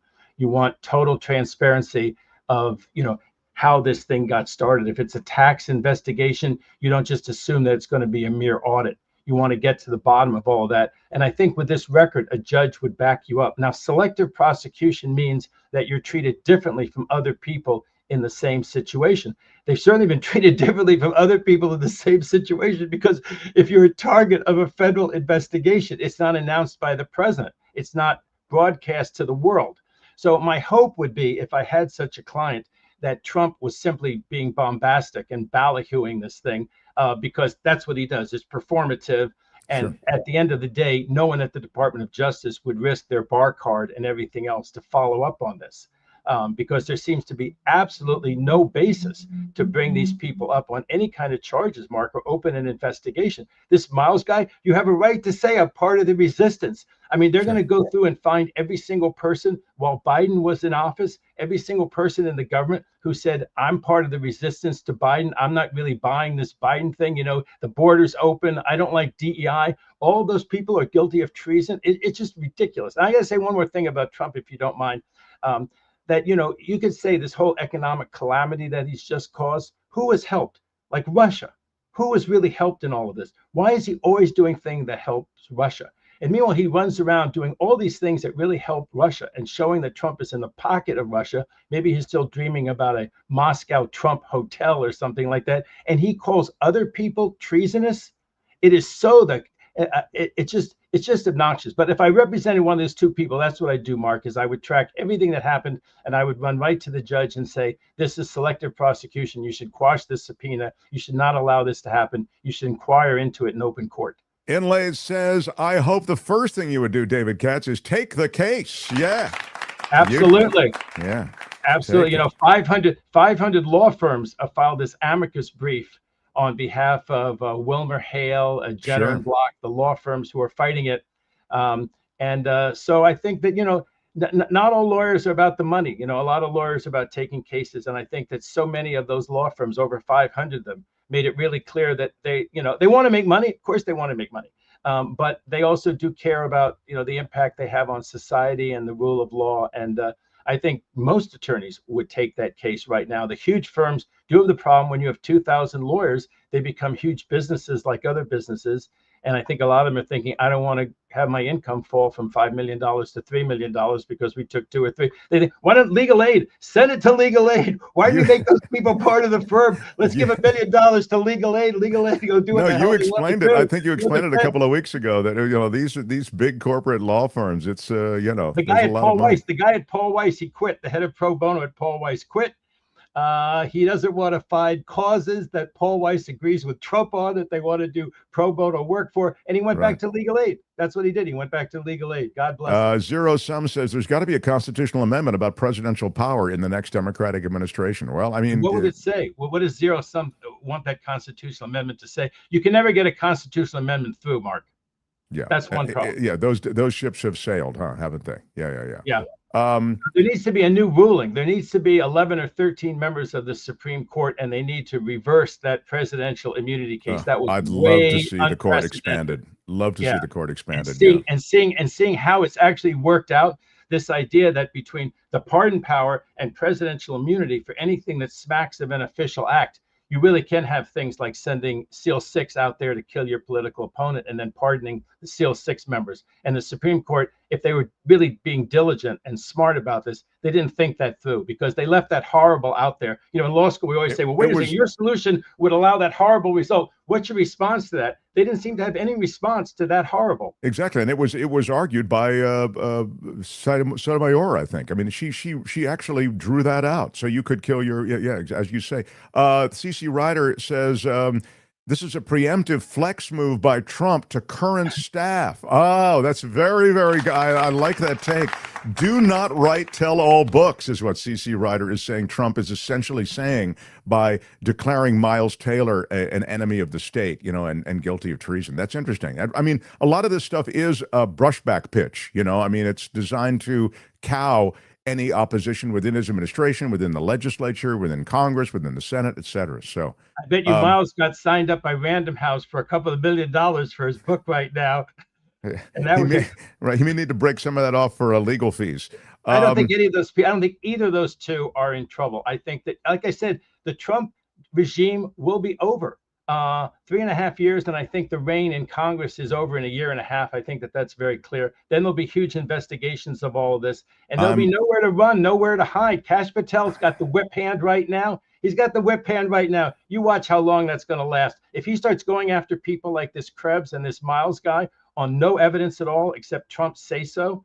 And I've said this before, Mark, they say what goes around comes around. The Democrats and the people who believe in the rule of law can never do this to the other side, what they're trying to do right now to people like Miles and Krebs. It's never going to be, a Democratic president going to come in 3.5 years and say, now we're going after them. I'm going to do just like Trump. I'm going to announce that you ought to be indicted. That's never going to happen with the Democrats. But the courts, and I think public opinion, are going to save people like Miles and Krebs. You're right. They have to spend some money on attorney's fees, but at the same time, they're heroes. They're heroes, Mark. That's a big deal. It's a complicated playing field, and the one thing that Trump has shown Democrats is that you can do a lot as president, and you can do a lot with a party that closes ranks behind you.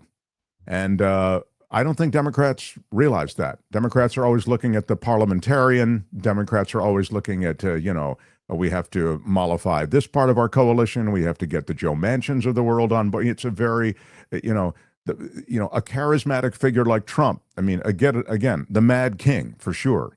But he does show you the power. If you can consolidate it, you could do it and use that power for good. Mark, I'm your moderate centrist, all of those kinds of things that some people think are all those dirty words, but moderate centrist rule in this country. Look at all the things that we've achieved, not this extreme weird thing that we have right now. And hopefully we won't have a weird extreme thing when the Democrats come back into power. You look at Biden, he got no credit at all because he fumbled during the debate and he was older and they lampooned him on Fox night after night. But the economy was roaring. We were the envy of all of these countries in the world. Employment was up. There was respect for people's rights. These cases went through the courts, and sometimes the courts ruled against Biden. But we had it so good, and we're going to have it so good again. And this thing that Trump does, it's not anything that we want to emulate. This is a disaster. Of course. Well, I take that point. You don't want to emulate it from the standpoint of repudiation and revenge. But I think when it comes to using power for good, I'd like to. And you're right. I mean, sadly, David, this is a bit of a digression from the pure law, but I know you do a lot of political analysis as well. But I would just suggest to you that this is a media environment now and a political environment that overlaps with the media environment in which you have to express yourself in the right way. Messaging is critical. So the fact that, and you'll forgive me, that Biden, I'm going to use the word bumbled through a lot of them because he struggled to speak effortlessly. It wasn't his fault. Older man, etc. And I've said it. I'll say it again. I'd take Biden on a hospital gurney before Donald Trump. Okay, so I don't care. Oh, but he can't speak. He doesn't know where he is. I don't care. He's still my president. I mean, over the alternative. So it used to be called a blue dog Democrat. So you're hey, love our time together. Thanks for extended time today. Thanks, Good David being Katz. with you. Always a pleasure. All Say right, hi to Kim, Albert, everyone. Albert, Kim. Thanks, David. See you soon.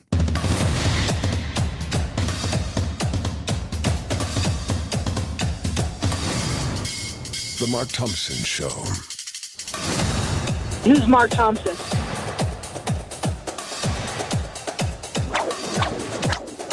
Feels good.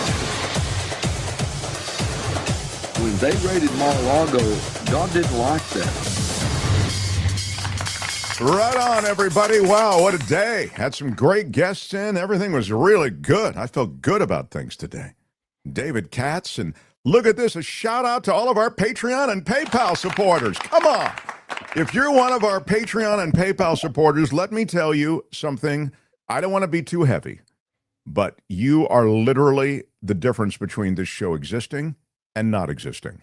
If you hadn't been stepping up the way you are on Patreon and PayPal, we would not exist.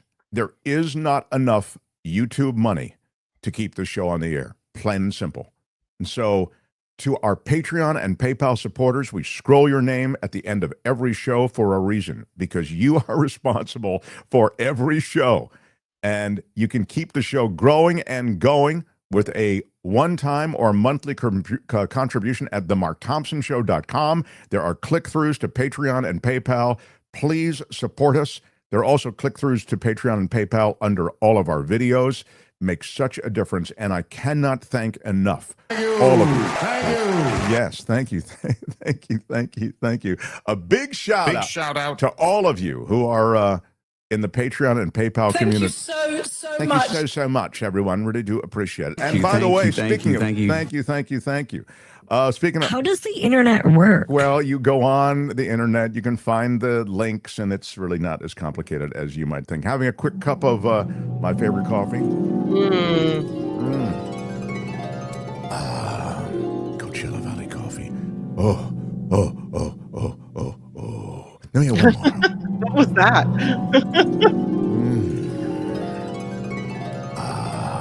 It warms the depths of my soul. CoachellaValleyCoffee.com. You too can enjoy the best coffee on earth. CoachellaValleyCoffee.com. They also have some of the best teas on earth and spices on earth. Check them out. CoachellaValleyCoffee.com. And then when you check out, use our discount code MARKT, and you'll get 10% off. All the coffee's organic from women-owned farms, and their blends and their beans, fresh crop. Again, not the discounted beans that you'll find on the internet that have been sitting around for months. This is all fresh. It's all hand-roasted. They take such great pride in the product they produce. CoachellaValleyCoffee.com. Albert showing you now how you do it. Mark T. Put in the discount code and 10% comes off anything you get on their website. Spices, teas, coffee, whatever. 5-pound bag, 2-pound bag, whatever. Load it up and get the discount. And thanks to CoachellaValleyCoffee.com. Now, yeah, fresh, not stale. Thank you. Says shadow producer Calvin Wong. All right, now, a little bit of business before we go off the air. First, my favorite McAllister, Lucy McAllister. How about Lucy with a $20 super sticker? Thank you so much. Thank you so much, Lucy. You are my favorite. Thank you so much. Thank you so much, Lucy. $19.99, a $20 super sticker. Thank you. A super chat from Debbie, with a $5 super chat. She says, my first 3 years with the National Park Service were called career conditional, sort of like tenured as a teacher. Maybe probational is the same thing. Yet sounds like it's some version of that. We were talking about these probationary workers and how that's kind of a newer term, but it does sound like it's some version of what you're talking about, the career conditional thing. Yeah. G.J. Thomas says, Mark, I'm currently reading Poor Economics. It's an older book. Very eye-opening, though, to this day. I think you would enjoy it. All right. Thank you. I will look for it. Thank you. You got to have a pile of books on your nightstand. I do, bet it's man. ready to topple over. And I can't even, keep track of where I've read certain things. You know what I mean? That's the, I went to school with this intellectual guy. Maybe you'll know who... he is a guy named Chris Hedges, very well-known progressive voice, Pulitzer winner and war correspondent for the New York Times, et cetera. Really brilliant guy. So I went to school with him. And so I look at him out there, and he's really brilliant. Okay. And we don't agree on everything, but he's really brilliant. And he remembers, and I've noticed this because I watched his videos, he remembers exactly where he'll reference specific texts and where he's seen stuff. And whenever he does it, I go, God, that's impressive. I can remember some stuff, but he just seems to have that brain that remembers, all of these different quotes from various books and various points from various books. I don't have that. So it all kind of washes together. Maybe because he was such a great student, he took notes. And so he has, a cheat sheet of notes of where he saw stuff. You see, that could be. As he's reading it, he's like, oh, that's good. I'm giving him a little more credit than maybe he, you're right. It's not all just natural. You're saying he took notes as well. Vilma, okay, all the billionaires and millionaires are getting richer on our dime. Yeah, I mean, it does appear to be the kleptocrats are in charge. And Carrie, thank you for the super sticker for $9.99. Thank you so much. And thank you so much. Thank you so much. Yes, I really do appreciate it. Wow. A good day. A good day indeed. Is that a fish? She gave us a fish. She has a fish there. Oh, is that a fish? I couldn't tell what it I was. think It's a too fish. That's small on cute. my screen. Oh, that's cool. Yeah. Right now it's mating season and they're hungry. Yes, exactly. Don't eat the fish. Kim, can you sideline your news? Tomorrow you've got the entire show to yourself. I know. I'm gone. literally kind of excited about it. I mean, I'm taking a different tack. See, last time I looked at it as extra work. This time I feel the power. Yeah, yes, exactly. You spread your wings, baby. Spread your wings. You, the talent, the magic that is Kim. Use it, baby. Use it. Michael Schur, Jim Ahola, Friday Fabulous Florida. And Michael don't forget, Clare. tomorrow you'll announce, Kim. Albert will make sure you announce it. You'll announce the championship players in March Madness. Isn't that right, Albert? We'll know tomorrow. Yeah, and this second hour before we go is a lot closer. Oh. Kim, it's a little scary for Kim's mom. I blame you may not make it. Look at this. It's I blame you. I blame you. Versus it's a wild idea. Ooh, it's a wild idea, but it just might work. I will have to, right now, I blame you is ahead. But 56% to 44%. You can vote until midnight tonight Pacific time, 3 a.m. in the East. Albert will tabulate all the votes and have the winners for tomorrow. Kim is here and Shadow. I'm Shadow Stevens for the Mark Thompson Show. Bye-bye. Kamish, thank you. Kim, thank you. Mwah. Out of time. Bye-bye. Out of time. Thanks, everyone. Until next time. Bye-bye.